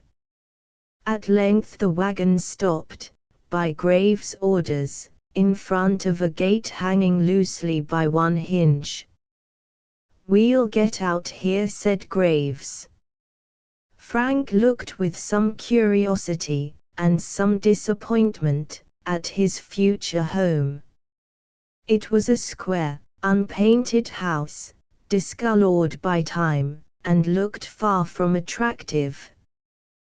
There were no outward signs of occupation, and everything about it appeared to have fallen into decay. Not far off was a barn, looking even more dilapidated than the house. At the front door, instead of knocking, there was no bell. Graves drew a rusty key from his pocket and inserted it in the lock. They found themselves in a small entry, uncarpeted and dingy. "We'll go upstairs," said Graves. Arrived on the landing, he threw open a door, and ushered in our hero. "This will be your room," he said. Frank looked around in dismay. It was a large, square room, uncarpeted, and containing only a bed, 2 chairs and a washstand, all of the cheapest and rudest manufacture. "I hope you will soon feel at home here," said Graves. "I'll go down and see if I can find something to eat." He went out, locking the door behind him. "What does this mean?" thought Frank, with a strange sensation. Chapter 17. Frank and his jailer. It was 20 minutes before Frank, waiting impatiently, heard the steps of his late companion ascending the stairs. But the door was not unlocked. Instead, a slide was revealed, about 8 inches square, through which his late traveling companion pushed a plate of cold meat and bread. "Here's something to eat," he said, "take it." "Why do you lock me in?" demanded our hero. "You can get along without knowing, I suppose," said the other, with a sneer. "I don't mean to," said Frank, firmly. "I demand an explanation. How long do you intend to keep me here?" "I am sorry I can't gratify your curiosity, but I don't know myself. Perhaps you think that I am rich, but I am not. I have no money." "You can't get anything out of me," said Frank. "That may be so, but I shall keep you. I suppose that was all a lie about your keeping store." "It was a pretty little story, told for your amusement, my dear boy," said Graves. "I was afraid you wouldn't come without it." "You are a villain," said Frank. "Look here, boy," said Graves, in a different tone, his face darkening, "you had better not talk in that way. I advise you to eat your dinner and be quiet. Some supper will be brought to you before night." So saying, he abruptly closed the slide, and descended the stairs, leaving Frank to his reflections, which it may be supposed, were not of the pleasantest character. Frank did not allow his unpleasant situation to take away his appetite, and though he was fully determined to make the earliest possible attempt to escape, he was sensible enough first to eat the food which his jailer had brought him. His lunch dispatched, he began at once to revolve plans of escape. There were 3 windows in the room, 2 on the front of the house, the other at the side. He tried one after another, but the result was the same. All were so fastened that it was quite impossible to raise them. Feeling that he could probably escape through one of the windows when he pleased, though at the cost of considerable trouble, Frank did not trouble himself much, or allow himself to feel unhappy. He decided to continue his explorations. In the corner of the room was a door, probably admitting to a closet. "I suppose it is locked," thought Frank, but on trying it, he found that such was not the case. He looked curiously about him, but found little to repay him. His attention was drawn, however, to several dark-colored masks lying upon a shelf. He also discovered a small hole in the wall of the size of a marble. Actuated by curiosity, he applied his eye to the opening, and peeped into what was probably the adjoining room. It was furnished in very much the same way as the one in which he was confined, but at present it was untenanted. Having seen what little there was to be seen, Frank withdrew from his post of observation and returned to his room. It was several hours later when he again heard steps ascending the stairs, and the slide in the door was moved. He looked toward it, but the face that he saw was not that of Nathan Graves. It was the face of a woman. Chapter 18. Over the hill to the poorhouse. We are compelled for a time to leave our hero in the hands of his enemies, and return to the town of Crawford, where an event has occurred which influences seriously the happiness and position of his sister, Grace. Ever since Frank left the town, Grace had been a welcome member of Mr. Pomeroy's family, receiving the kindest treatment from all, so that she had come to feel very much at home. So they lived happily together, till one disastrous night a fire broke out, which consumed the house, and they were forced to snatch their clothes and escape, saving nothing else. Mr. Pomeroy's house was insured for 2/3 of its value, and he proposed to rebuild immediately, but it would be 3 months at least before the new house would be completed. In the interim, he succeeded in hiring a couple of rooms for his family, but their narrow accommodations would oblige them to dispense with their boarder. Sorry as Mr. and Mrs. Pomeroy were to part with her, it was obvious that Grace must find another home.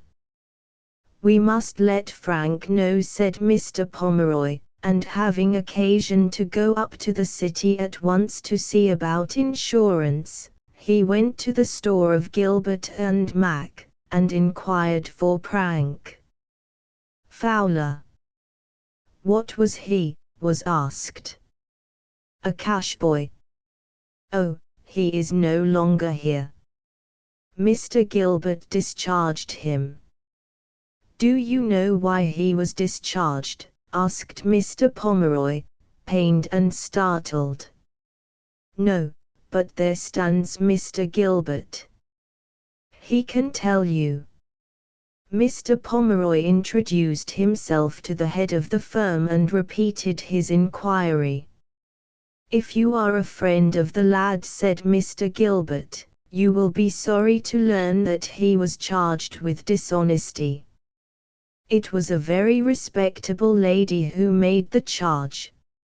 It is only fair to say that the boy denied it, and that, personally, we found him faithful and trusty. But as the dullness of trade compelled us to discharge some of our cash boys, we naturally discharged him among the number, without, however, judging his case. Then, sir, you have treated the boy very unfairly. On the strength of a charge not proved, you have dismissed him, though personally you had noticed nothing out of the way in him, and rendered it impossible for him to obtain another place. There is something in what you say, I admit. Perhaps I was too hasty. If you will send the boy to me, I will take him back on probation. Thank you, sir, said Mr. Pomeroy, gratefully. I will send him here. But this Mr. Pomeroy was unable to do. He did not know of Frank's new address, and though he was still in the city, he failed to find him. He returned to Crawford and communicated the unsatisfactory intelligence. He tried to obtain a new boarding place for Grace, but no one was willing to take her at $2 a week, especially when Mr. Pomeroy was compelled to admit that Frank was now out of employment, and it was doubtful if he would be able to keep up the payment. Tom Pinkerton managed to learn that Grace was now without a home, and mentioned it to his father. "Won't she have to go to the poorhouse now, father?" he asked eagerly. "Yes," said Deacon Pinkerton. "There is no other place for her that I can see." "Ah, I'm glad," said Tom, maliciously. "Won't that upstart's pride be taken down? He was too proud to go to the poorhouse, where he belonged, but he can't help his sisters going there. If he isn't a pauper himself, he'll be the brother of a pauper, and that's the next thing to it." "That is true," said the deacon. "He was very impudent in return for my kindness. Still, I am sorry for him." I am afraid the deacon's sorrow was not very deep, for he certainly looked unusually cheerful when he harnessed up his horse and drove around to the temporary home of the Pomeroys. "Good morning, Mr. Pomeroy," he said, seeing the latter in the yard. "You've met with a severe loss." "Yes, Deacon, it is a severe loss to a poor man like me." "To be sure.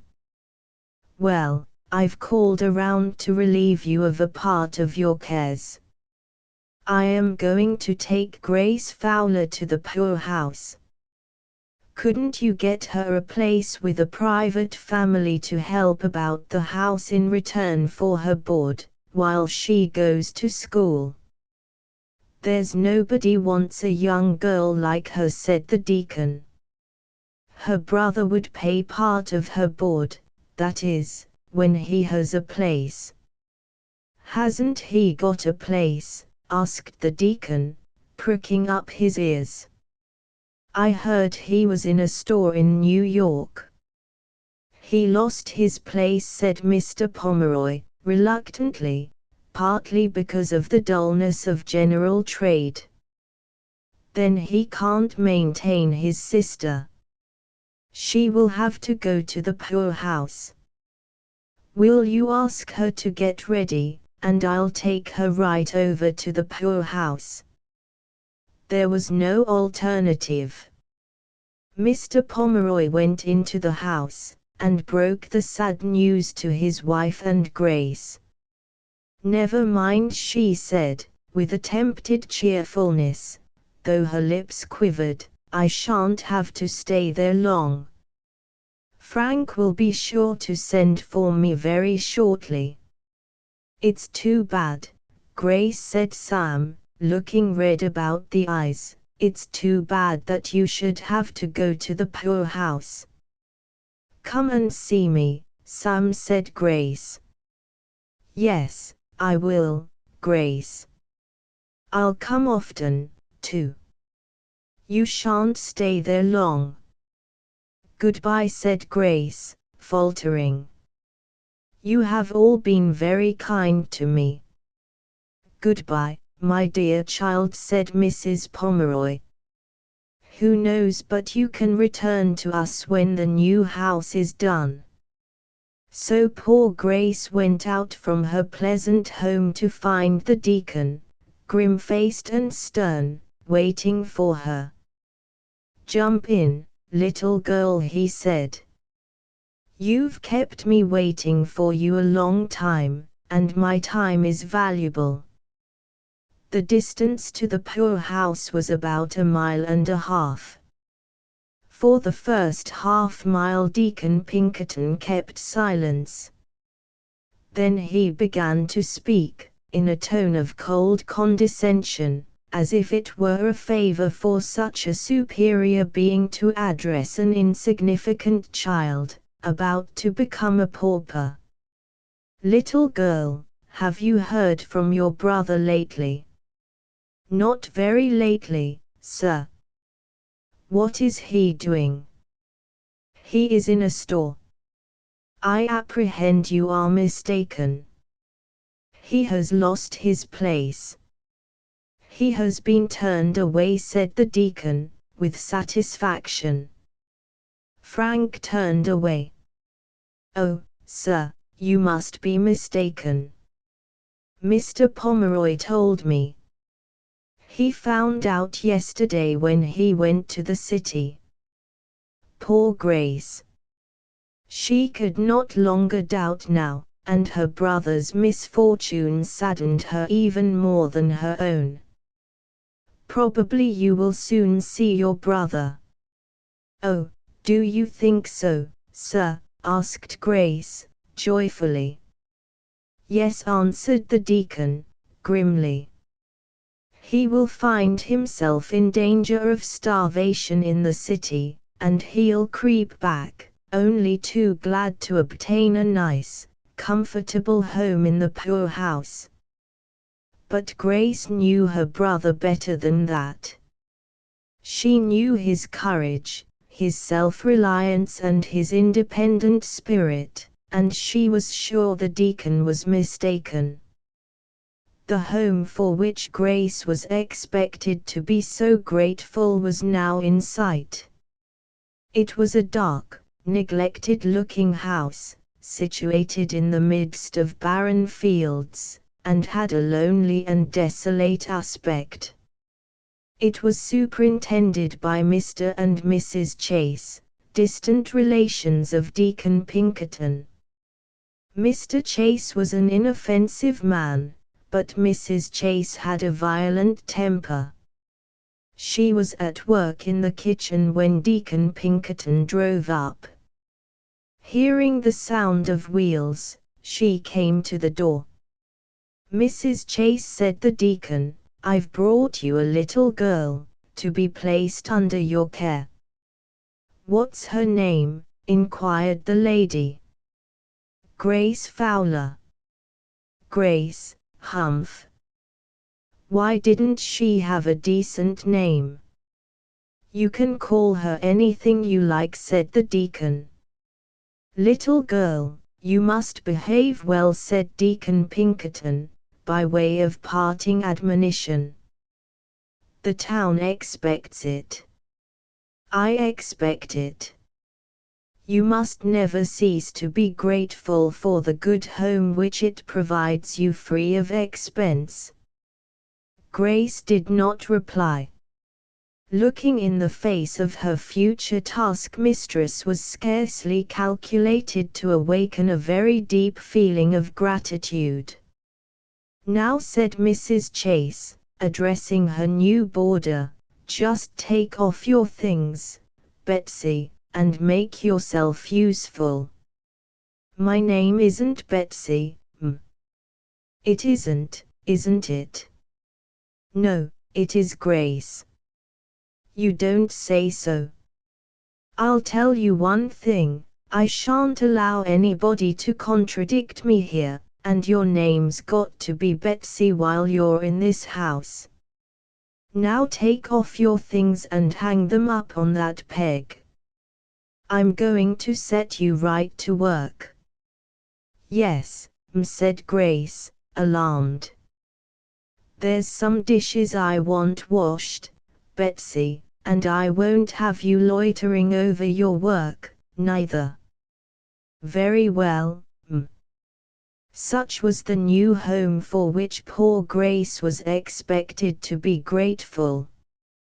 Chapter 19. What Frank heard through the crevice. Frank looked with some surprise at the woman who was looking through the slide of his door. He had expected to see Nathan Graves. She also regarded him with interest.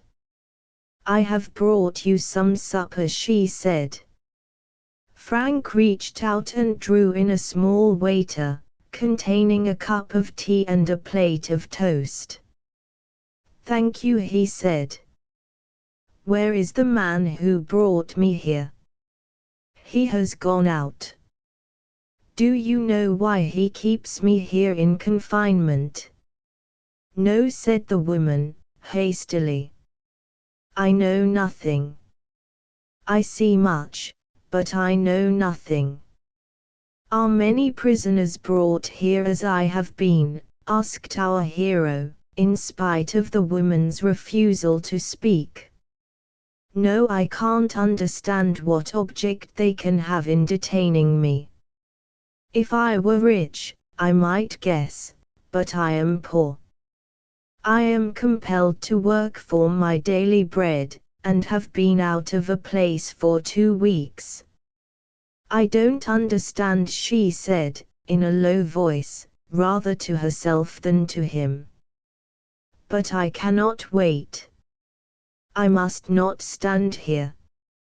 I will come up in 15 minutes, and if you wish another cup of tea, or some toast, I will bring them.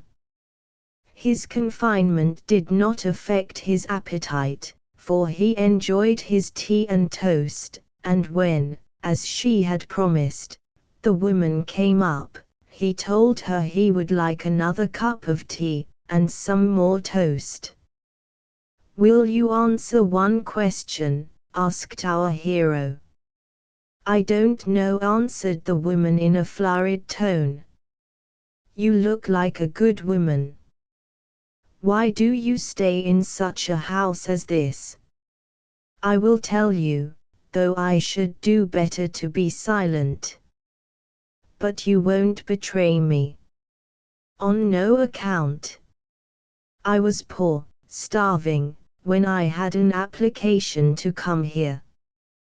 The man who engaged me told me that it was to be a housekeeper, and I had no suspicion of the character of the house, that it was a den of. She stopped short, but Frank understood what she would have said. When I discovered the character of the house, I would have left but for 2 reasons. First, I had no other home. Next, I had become acquainted with the secrets of the house, and they would have feared that I would reveal them. I should incur great risk. So I stayed. Here there was a sound below. The woman started. Someone has come, she said. I must go down. I will come up as soon as I can with the rest of your supper. Thank you. You need not hurry. Our hero was left to ponder over what he had heard. There was evidently a mystery connected with this lonely house, a mystery which he very much desired to solve. But there was one chance. Through the aperture in the closet he might both see and hear something, provided any should meet there that evening. The remainder of his supper was brought him by the same woman, but she was in haste, and he obtained no opportunity of exchanging another word with her. Frank did not learn who it was that had arrived. Listening intently, he thought he heard some sounds in the next room. Opening the closet door, and applying his eye to the aperture, he saw two men seated in the room, one of whom was the man who had brought him there. He applied his ear to the opening, and heard the following conversation. "I hear you've brought a boy here," Nathan said. The other, who was a stout, low-browed man, with an evil look. "Yes," said Graves, with a smile, "I am going to board him here a while." "What's it all about? What are you going to gain by it?" "I'll tell you all I know. I've known something of the family for a long time. John Wade employed me long ago. The old millionaire had a son who went abroad and died there. His cousin, John Wade, brought home his son, a mere baby, the old man's grandson, of course, and sole heir, or likely to be, to the old man's wealth, if he had lived. In that case, John Wade would have been left out in the cold, or put off with a small bequest." "Yes." "Did the boy live?" "No, he died, very conveniently for John Wade, and thus removed the only obstacle from his path." "Very convenient. Do you think there was any foul play?" "There may have been. But I should think the old man would have suspected. He was away at the time. When he returned to the city, he heard from his nephew that the boy was dead. It was a great blow to him, of course. Now, I'll tell you what," said Graves, sinking his voice so that Frank found it difficult to hear. "I'll tell you what I've thought at times. I think the grandson may have been spirited off somewhere. Nothing more easy, you know. Murder is a risky operation, and John Wade is respectable, and wouldn't want to run the risk of a halter." "You may be right. You don't connect this story of yours with the boy you've brought here, do you?" "I do," answered Graves, emphatically. "I shouldn't be surprised if this was the very boy." "What makes you think so?" "First, because there's some resemblance between the boy and the old man's son, as I remember him. Next, it would explain John Wade's anxiety to get rid of him. It's my belief that John Wade has recognized in this boy the baby he got rid of 14 years ago, and is afraid his uncle will make the same discovery."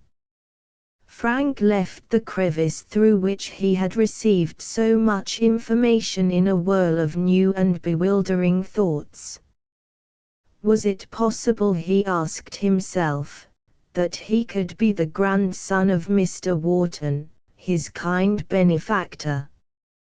Chapter XX The Escape. It was 8 o'clock the next morning before Frank's breakfast was brought to him.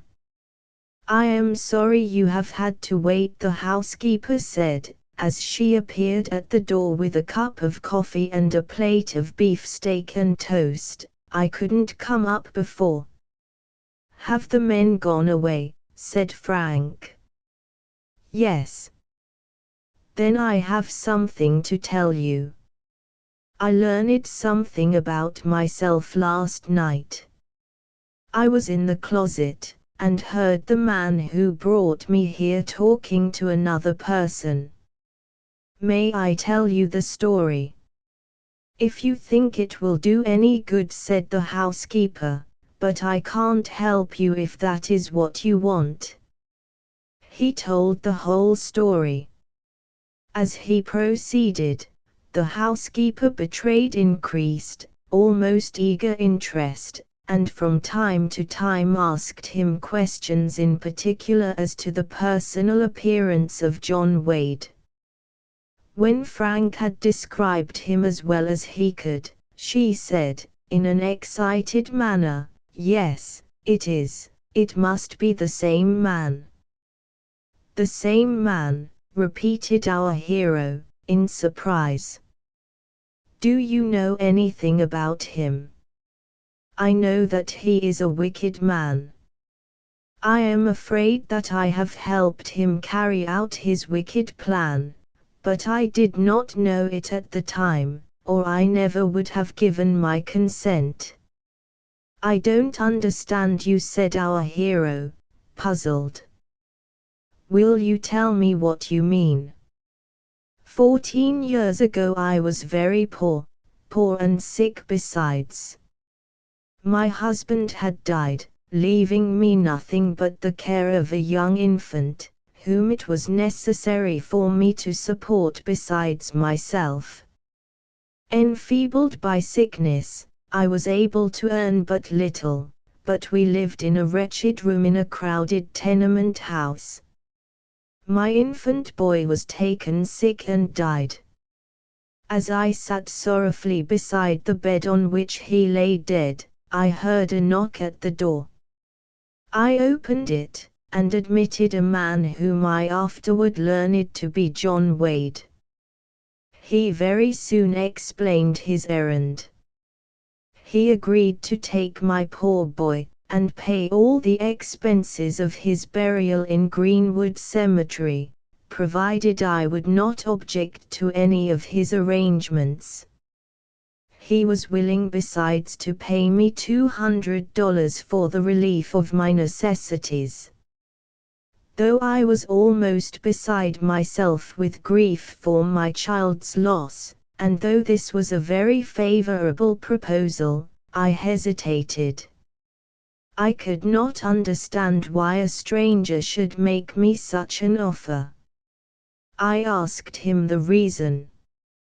"You ask too much," he answered, appearing annoyed. "I have made you a fair offer. Will you accept it, or will you leave your child to have a pauper's funeral?" That consideration decided me. For my child's sake I agreed to his proposal, and forbore to question him further. He provided a handsome rosewood casket for my dear child, but upon the silver plate was inscribed a name that was strange to me, the name of Francis Wharton. "Francis Wharton!" exclaimed Frank. I was too weak and sorrowful to make opposition, and my baby was buried as Francis Wharton. Not only this, but a monument is erected over him at Greenwood, which bears this name. She proceeded after a pause. I did not then understand his object. "Your story makes it clear. I think that you are that Francis Wharton, under whose name my boy was buried." "How strange," said Frank, thoughtfully. "I cannot realize it. But how did you know the name of the man who called upon you?" "A card slipped from his pocket, which I secured without his knowledge." "How fortunate that I met you," said Frank. "I mean to let Mr. Wharton know all that I have learned, and then he shall decide whether he will recognize me or not as his grandson. I have been the means of helping to deprive you of your just rights, though unconsciously. Now that I know the wicked conspiracy in which I assisted, I will help undo the work." "Thank you," said Frank. "The first thing is to get out of this place. I cannot open the door of your room. They do not trust me with the key. The windows are not very high from the ground. I can get down from the outside. I will bring you a clothes line and a hatchet." Frank received them with exultation. "Before I attempt to escape," he said, "tell me where I can meet you in New York. I want you to go with me to Mr. Wharton's. I shall need you to confirm my story.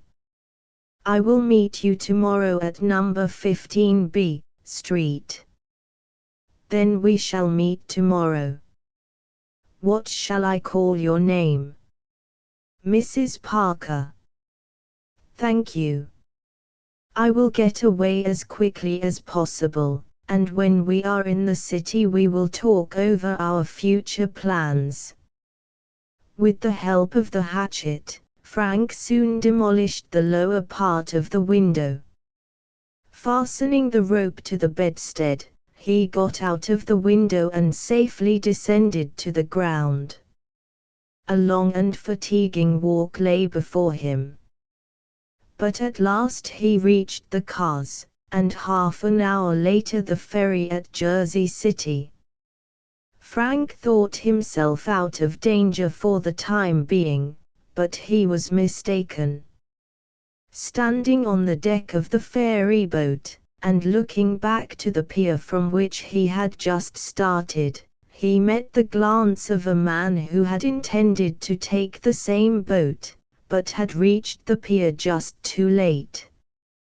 His heart beat quicker when he recognized in the belated passenger his late jailer, Nathan Graves. Carried away by his rage and disappointment, Nathan Graves clenched his fist and shook it at his receding victim. Our hero walked into the cabin. He wanted a chance to deliberate. He knew that Nathan Graves would follow him by the next boat, and it was important that he should not find him. Where was he to go? 15 minutes after Frank set foot on the pier, his enemy also landed. But now the difficult part of the pursuit began. He had absolutely no clue as to the direction which Frank had taken. For an hour and a half he walked the streets in the immediate neighborhood of the square, but his labor was without reward. Not a glimpse could he catch of his late prisoner. "I suppose I must go to see Mr. Wade," he at last reluctantly decided. "He may be angry, but he can't blame me. I did my best. I couldn't stand guard over the young rascal all day." The address which the housekeeper had given Frank was that of a policeman's family in which she was at one time a boarder. On giving his reference, he was hospitably received, and succeeded in making arrangements for a temporary residence. About 7 o'clock Mrs. Parker made her appearance. She was fatigued by her journey and glad to rest. "I was afraid you might be prevented from coming," said Frank. "I feared it also. I was about to start at 12 o'clock, when, to my dismay, one of the men came home. He said he had the headache. I was obliged to make him some tea and toast. He remained about till 4 o'clock, when, to my relief, he went upstairs to lie down. I was afraid some inquiry might be made about you, and your absence discovered, especially as the rope was still hanging out of the window, and I was unable to do anything more than cut off the lower end of it. When the sick man retired to his bed, I instantly left the house, fearing that the return of some other of the band might prevent my escaping altogether. Suppose you had met one of them, Mrs. Parker. I did. It was about half a mile from the house. Did he recognize you? Yes. He asked in some surprise where I was going. I was obliged to make up a story about our being out of sugar. He accepted it without suspicion, and I kept on. I hope I shall be forgiven for the lie. I was forced to it. You met no further trouble. No, I must tell you of my adventure, said Frank. I came across the very man whom I most dreaded, the man who made me a prisoner. Since he knows that you have escaped, he is probably on your track, said Mrs. Parker. It will be hardly safe for you to go to Mr. Wharton's. Why? He will probably think you likely to go there, and be lying in wait somewhere about. But I must go to Mr. Wharton, said Frank. I must tell him this story. It will be safer to write. The housekeeper, Mrs. Bradley, or John Wade, will get hold of the letter and suppress it. I don't want to put them on their guard. You are right. It is necessary to be cautious. You see, I am obliged to call on my grandfather, that is, on Mr. Wharton. I can think of a better plan. What is it? Go to a respectable lawyer. Tell him your story, and place your case in his hands. He will write to your grandfather, inviting him to call at his office on business of importance, without letting him know what is the nature of it. You and I can be there to meet him, and tell our story. In this way John Wade will know nothing, and learn nothing, of your movements. That is good advice, Mrs. Parker, but there is one thing you have not thought of, said our hero. What is that? Lawyers charge a great deal for their services, and I have no money. You have what is as good a recommendation, a good case. The lawyer will see at once that if not at present rich, you stand a good chance of obtaining a position which will make you so. Besides, your grandfather will be willing, if he admits your claim, to recompense the lawyer handsomely. I did not think of that. I will do as you advise tomorrow. Chapter XXI John Wade's disappointment. Mr. Wharton sat at dinner with his nephew and the housekeeper. He had been at home for some time, and of course on his arrival had been greeted with the news of our hero's perfidy. But, to the indignation of Mrs. Bradley and John, he was obstinately incredulous. There is some mistake, I am sure, he said. Such a boy as Frank is incapable of stealing. You may be mistaken after all, John. Why did you not let him stay till I got back? I should like to have examined him myself. I was so angry with him for repaying your kindness in such a way that I instantly ordered him out of the house. I blame you, John, for your haste, said his uncle. It was not just to the boy. I acted for the best, sir, he forced himself to say in a subdued tone. Young people are apt to be impetuous, and I excuse you, but you should have waited for my return. I will call at Gilbert and Max, and inquire of Frank himself what explanation he has to give. Of course, sir, you will do what you think proper, said his nephew. This ended the conversation, and Mr. Wharton, according to his declared intention, went to Gilbert and Max. He returned disappointed with the information that our hero was no longer in the store. I now return to Mr. Wharton at dinner. "Here is a letter for you, sir," said the housekeeper. "It was brought by the postman this afternoon." Mr. Wharton adjusted his spectacles and read as follows: "No, Wall Street. Dear Sir, will you have the kindness to call at my office tomorrow morning at 11 o'clock, if it suits your convenience? I have an important communication to make to you, which will, I think, be of an agreeable character. Should the time named not suit you, will you have the kindness to name your own time? Yours respectfully, Morris Hall." "Read that, John," said his uncle, passing him the letter. "Morris Hall is a lawyer, I believe, sir," said John. "Have you any idea of the nature of the communication he desires to make?" "No idea at all."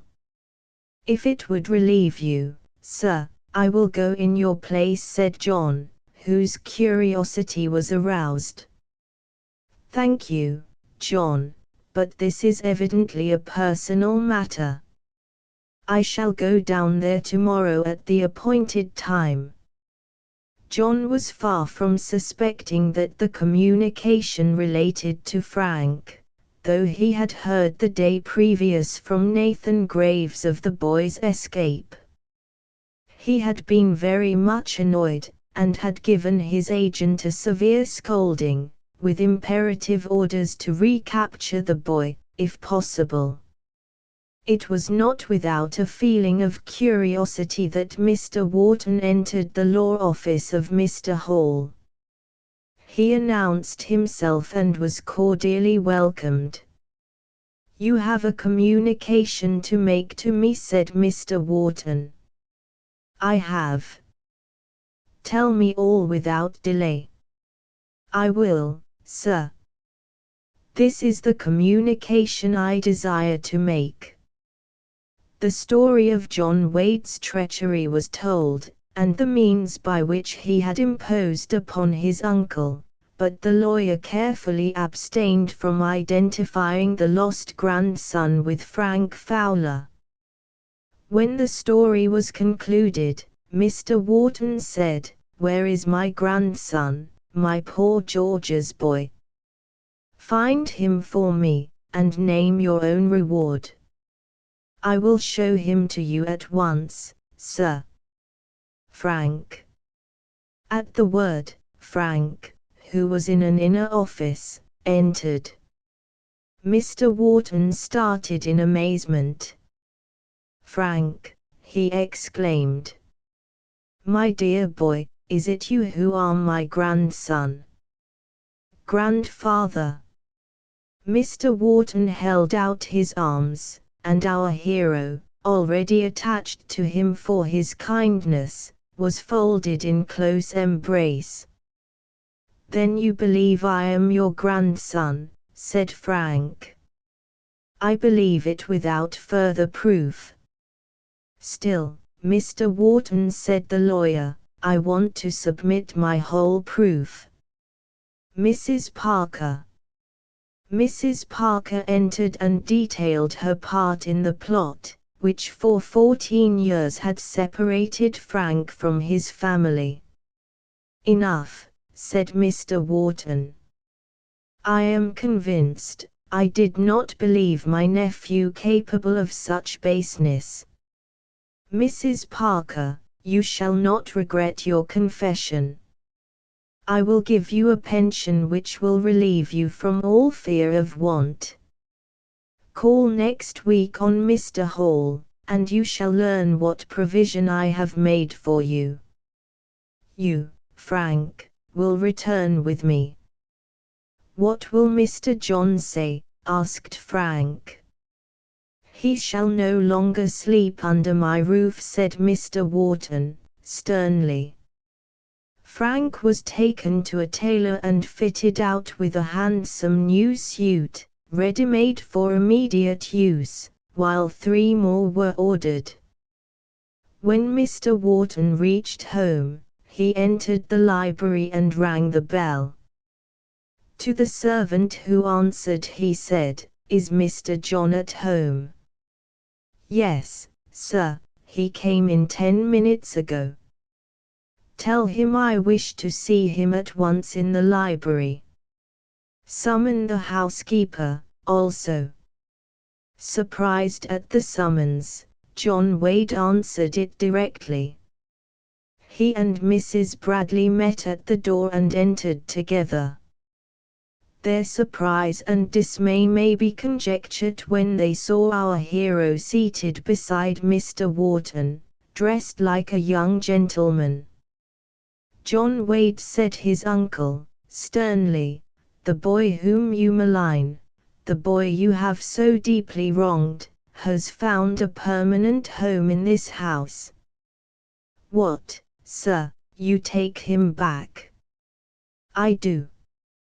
There is no more fitting place for him than the house of his grandfather." "His grandfather!" exclaimed his nephew and the housekeeper, in chorus. "I have abundant proof of the relationship. This morning I have listened to the story of your treachery. I have seen the woman whose son, represented to me as my grandson, lies in Greenwood Cemetery. I have learned your wicked plans to defraud him of his inheritance, and I tell you that you have failed.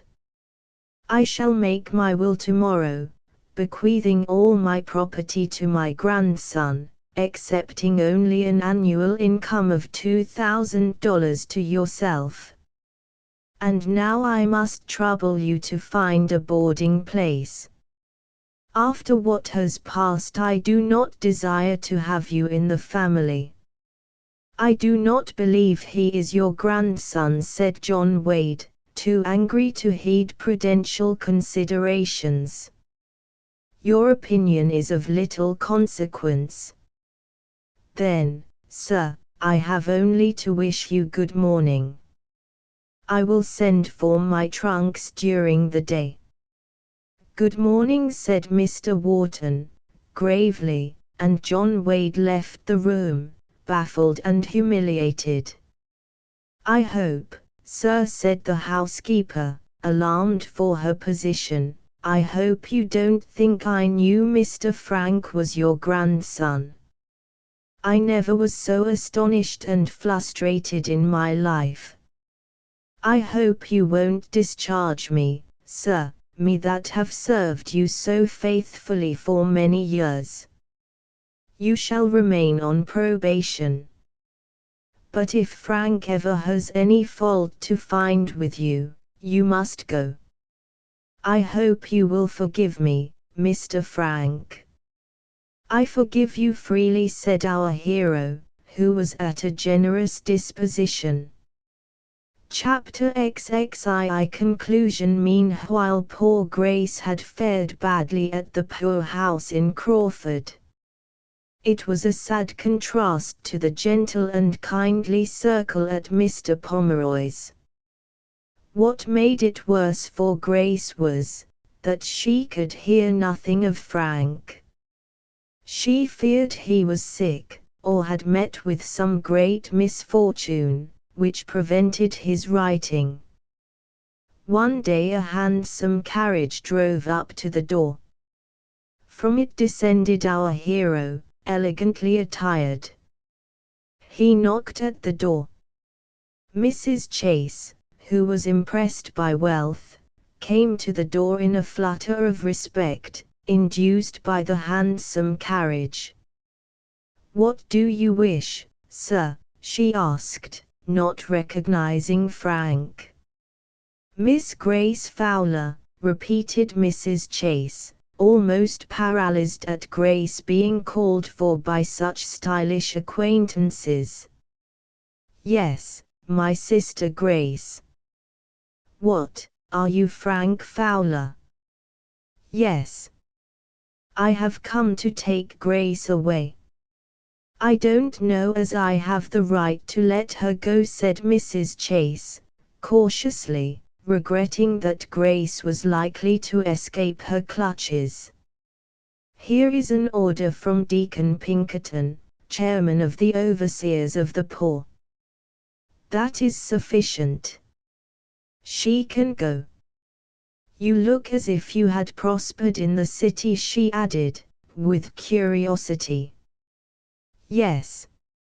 I have found my grandfather, who is very wealthy. You don't say, ejaculated Mrs. Chase. I'll tell Grace at once.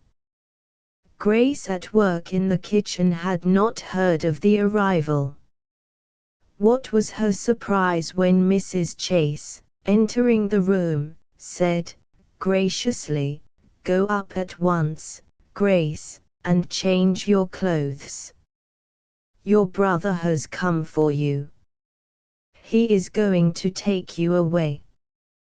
Grace almost gasped for breath. "Is it true?" "It is indeed. Your brother looks remarkably well. He is rich. He has found a rich grandfather, and has come for you in a carriage." In amazed bewilderment, Grace went upstairs and put on her best dress, poor enough in comparison with her brother's clothes, and was soon happy in his embrace. "I am glad to see you, my dear child," said Mr. Wharton, who had accompanied Frank. "Will you come to the city and live with me and your brother?" "Oh, sir, I shall be glad to be wherever Frank is." "Goodbye, my dear child," sighed Mrs. Chase, whose feelings were very much changed, now that Grace was a rich young lady. "Come and see me sometime." "Thank you, Mrs. Chase. Goodbye." The carriage rolled on. A few words only remain. Our hero was placed at a classical school, and in due time entered college, where he acquitted himself with distinction. He is now making a tour of Europe. Grace was also placed at an excellent school, and has developed into a handsome and accomplished young lady. It is thought she will marry Sam Pomeroy, who obtained a place in a counting room through Mr. Wharton's influence, and is now head clerk, with a prospect of partnership.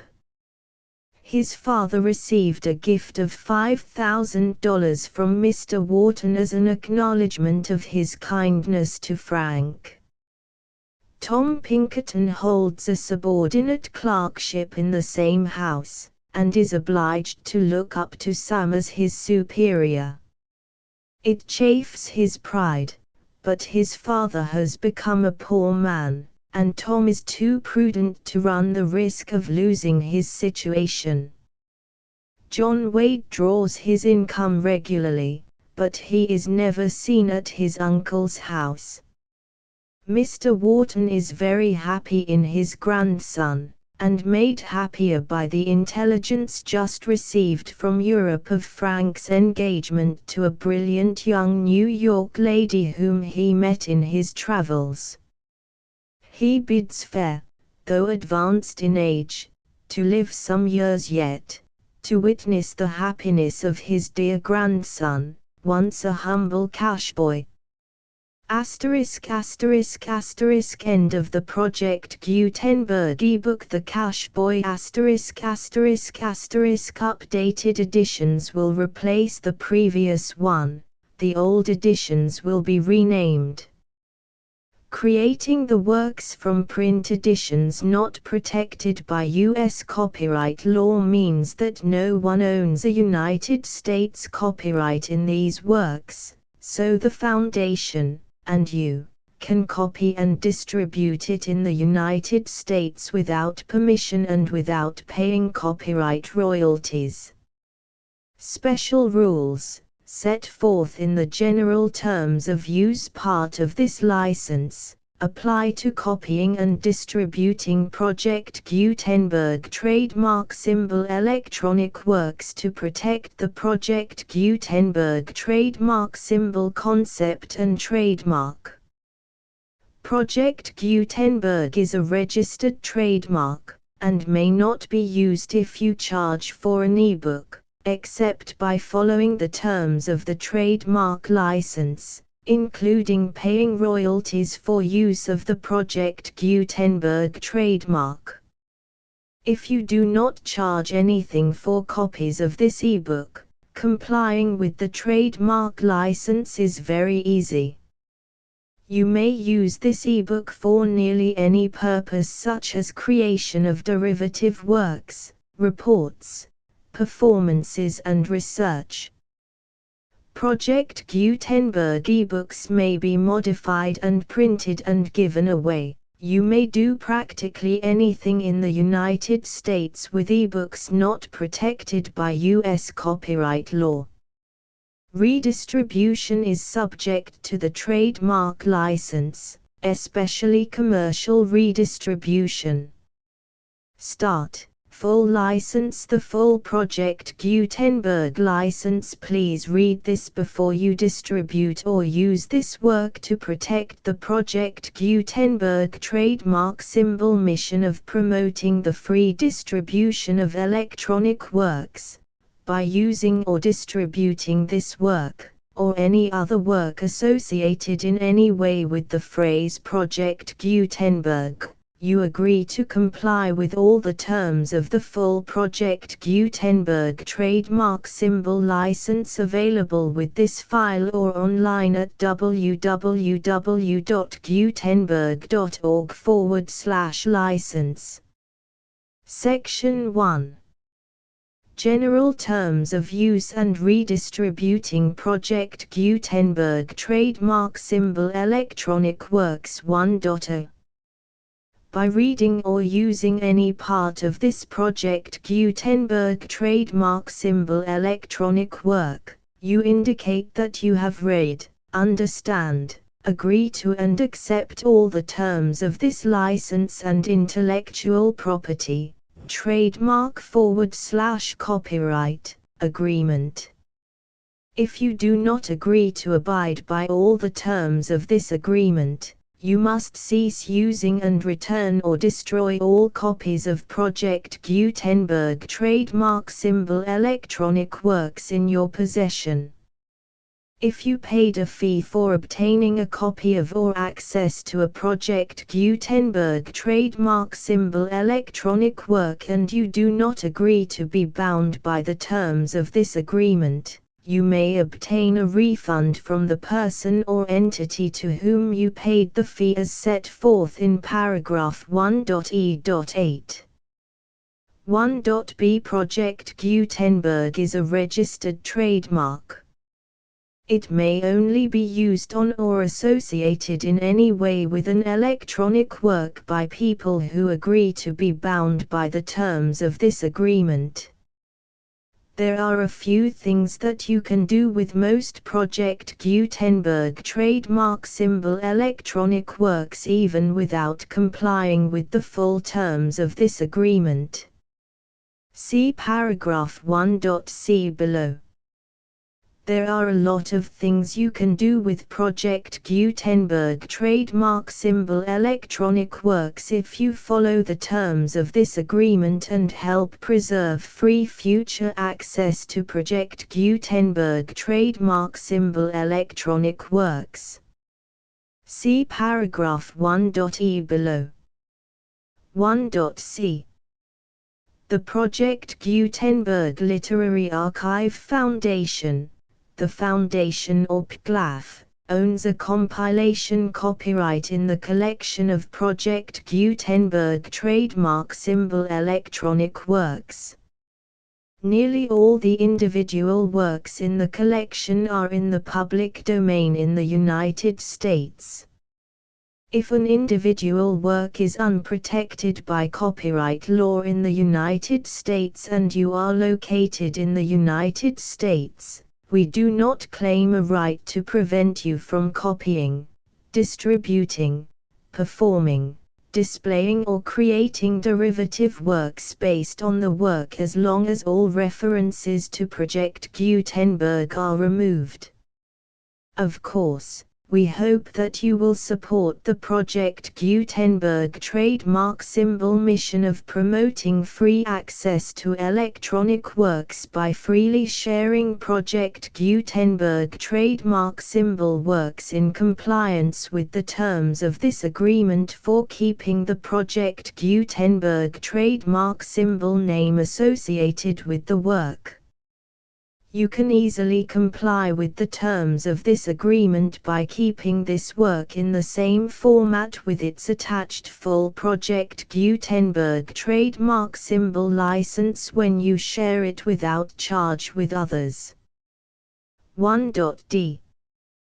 The copyright laws of the place where you are located also govern what you can do with this work.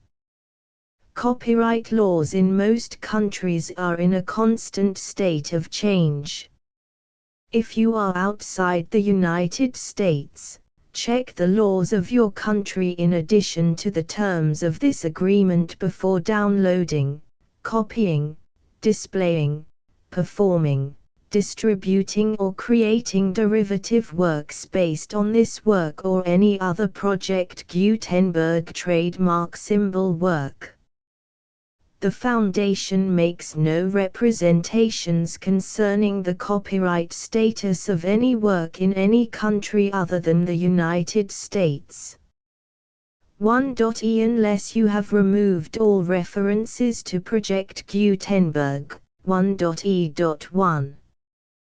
The following sentence, with active links to, or other immediate access to, the full Project Gutenberg trademark symbol license must appear prominently whenever any copy of a Project Gutenberg trademark symbol work, any work on which the phrase Project Gutenberg appears, or with which the phrase Project Gutenberg is associated, is accessed, displayed, performed, viewed, copied or distributed. This ebook is for the use of anyone anywhere in the United States and most other parts of the world at no cost and with almost no restrictions whatsoever. You may copy it, give it away or reuse it under the terms of the Project Gutenberg license included with this ebook or online at www.gutenberg.org. If you are not located in the United States, you will have to check the laws of the country where you are located before using this ebook. 1.e.2. If an individual Project Gutenberg trademark symbol electronic work is derived from texts not protected by U.S. copyright law, does not contain a notice indicating that it is posted with permission of the copyright holder, the work can be copied and distributed to anyone in the United States without paying any fees or charges. If you are redistributing or providing access to a work with the phrase Project Gutenberg associated with or appearing on the work, you must comply either with the requirements of paragraphs 1.e.1 through 1.e.7 or obtain permission for the use of the work and the Project Gutenberg trademark symbol trademark as set forth in paragraphs 1.e.8 or 1.e.9. 1.e.3. If an individual Project Gutenberg trademark symbol electronic work is posted with the permission of the copyright holder, your use and distribution must comply with both paragraphs 1.e.1 through 1.e.7 and any additional terms imposed by the copyright holder. Additional terms will be linked to the Project Gutenberg trademark symbol license for all works posted with the permission of the copyright holder found at the beginning of this work. 1.e.4 Do not unlink or detach or remove the full Project Gutenberg trademark symbol license terms from this work, or any files containing a part of this work or any other work associated with Project Gutenberg trademark symbol. 1.e.5 Do not copy, display, perform, distribute or redistribute this electronic work, or any part of this electronic work, without prominently displaying the sentence set forth in paragraph 1.e.1 with active links or immediate access to the full terms of the Project Gutenberg trademark symbol license. 1.e.6 You may convert to and distribute this work in any binary, compressed, marked up, non-proprietary or proprietary form, including any word processing or hypertext form. However, if you provide access to or distribute copies of a Project Gutenberg trademark symbol work in a format other than plain vanilla ASCII or other format used in the official version posted on the official Project Gutenberg trademark symbol website, www.gutenberg.org, you must, at no additional cost, fee or expense to the user, provide a copy, a means of exporting a copy, or a means of obtaining a copy upon request, of the work in its original plain vanilla ASCII or other form. Any alternate format must include the full Project Gutenberg trademark symbol license as specified in paragraph 1.e.1. 1.e.7 Do not charge a fee for access to, viewing, displaying, performing, copying or distributing any Project Gutenberg trademark symbol works unless you comply with paragraph 1.e.8 or 1.e.9. 1.e.8 You may charge a reasonable fee for copies of or providing access to or distributing Project Gutenberg trademark symbol electronic works provided that you pay a royalty fee of 20% of the gross profits you derive from the use of Project Gutenberg trademark symbol works calculated using the method you already use to calculate your applicable taxes. The fee is owed to the owner of the Project Gutenberg trademark symbol trademark, but he has agreed to donate royalties under this paragraph to the Project Gutenberg Literary Archive Foundation. Royalty payments must be paid within 60 days following each date on which you prepare, or are legally required to prepare, your periodic tax returns. Royalty payments should be clearly marked as such and sent to the Project Gutenberg Literary Archive Foundation at the address specified in Section 4, Information about donations to the Project Gutenberg Literary Archive Foundation. You provide a full refund of any money paid by a user who notifies you in writing, or by email, within 30 days of receipt that he does not agree to the terms of the full Project Gutenberg trademark symbol license. You must require such a user to return or destroy all copies of the works possessed in a physical medium and discontinue all use of and all access to other copies of Project Gutenberg trademark symbol works.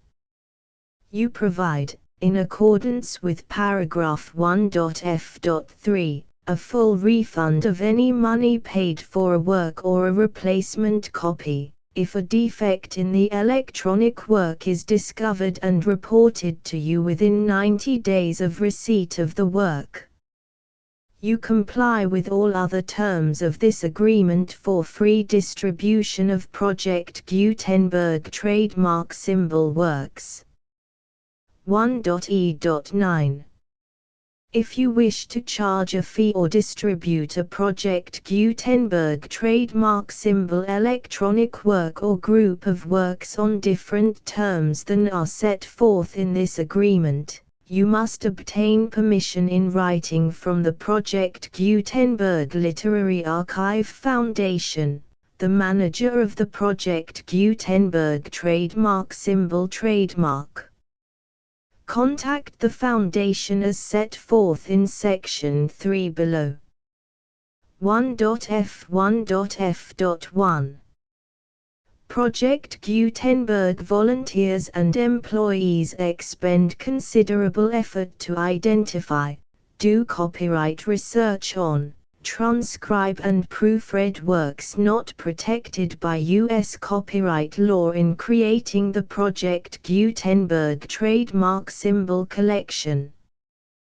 Despite these efforts, Project Gutenberg trademark symbol electronic works, and the medium on which they may be stored, may contain defects such as, but not limited to, incomplete, inaccurate or corrupt data, transcription errors, a copyright or other intellectual property infringement, a defective or damaged disk or other medium, a computer virus, or computer codes that damage or cannot be read by your equipment. 1.f.2 Limited warranty, disclaimer of damages, except for the right of replacement or refund described in paragraph 1.f.3, the Project Gutenberg Literary Archive Foundation, the owner of the Project Gutenberg trademark symbol trademark, and any other party distributing a Project Gutenberg trademark symbol electronic work under this agreement, disclaim all liability to you for damages, costs and expenses, including legal fees. You agree that you have no remedies for negligence, strict liability, breach of warranty or breach of contract except those provided in paragraph 1.f.3. You agree that the Foundation, the trademark owner, and any distributor under this agreement will not be liable to you for actual, direct, indirect, consequential, punitive or incidental damages even if you give notice of the possibility of such damage. 1.f.3 Limited right of replacement or refund. If you discover a defect in this electronic work within 90 days of receiving it, you can receive a refund of the money, if any, you paid for it by sending a written explanation to the person you received the work from. If you received the work on a physical medium, you must return the medium with your written explanation. The person or entity that provided you with the defective work may elect to provide a replacement copy in lieu of a refund. If you received the work electronically, the person or entity providing it to you may choose to give you a second opportunity to receive the work electronically in lieu of a refund. If the second copy is also defective, you may demand a refund in writing without further opportunities to fix the problem. 1.f.4 Except for the limited right of replacement or refund set forth in paragraph 1.f.3, this work is provided to you as is, with no other warranties of any kind, express or implied, including but not limited to warranties of merchantability or fitness for any purpose. 1.f.5 Some states do not allow disclaimers of certain implied warranties or the exclusion or limitation of certain types of damages. If any disclaimer or limitation set forth in this agreement violates the law of the state applicable to this agreement, the agreement shall be interpreted to make the maximum disclaimer or limitation permitted by the applicable state law. The invalidity or unenforceability of any provision of this agreement shall not void the remaining provisions. 1.f.6 Indemnity. You agree to indemnify and hold the foundation, the trademark owner, any agent or employee of the foundation, anyone providing copies of Project Gutenberg trademark symbol electronic works in accordance with this agreement, and any volunteers associated with the production, promotion and distribution of Project Gutenberg trademark symbol electronic works, harmless from all liability, costs and expenses, including legal fees, that arise directly or indirectly from any of the following which you do or cause to occur. A. Distribution of this or any Project Gutenberg trademark symbol work. B. Alteration, modification, or additions or deletions to any Project Gutenberg trademark symbol work, and C. Any defect you cause. Section 2. Information about the mission of Project Gutenberg trademark symbol. Project Gutenberg trademark symbol is synonymous with the free distribution of electronic works in formats readable by the widest variety of computers, including obsolete, old, middle-aged and new computers. It exists because of the efforts of hundreds of volunteers and donations from people in all walks of life. Volunteers and financial support to provide volunteers with the assistance they need are critical to reaching Project Gutenberg trademark symbol's goals and ensuring that the Project Gutenberg trademark symbol collection will remain freely available for generations to come. In 2001, the Project Gutenberg Literary Archive Foundation was created to provide a secure and permanent future for Project Gutenberg trademark symbol and future generations. To learn more about the Project Gutenberg Literary Archive Foundation and how your efforts and donations can help, see sections 3 and 4 and the Foundation information page at www.gutenberg.org. Section 3. Information about the Project Gutenberg Literary Archive Foundation. The Project Gutenberg Literary Archive Foundation is a non-profit 501(c)(3) educational corporation organized under the laws of the state of Mississippi and granted tax-exempt status by the Internal Revenue Service. The Foundation's IN or Federal Tax Identification Number is 64-6221541. Contributions to the Project Gutenberg Literary Archive Foundation are tax-deductible to the full extent permitted by U.S. federal laws and your state's laws. The Foundation's business office is located at 809 North 1500 West, Salt Lake City, UT 84116. 801-596-1887. Email contact links and up-to-date contact information can be found at the Foundation's website and official page at www.gutenberg.org/contact section 4.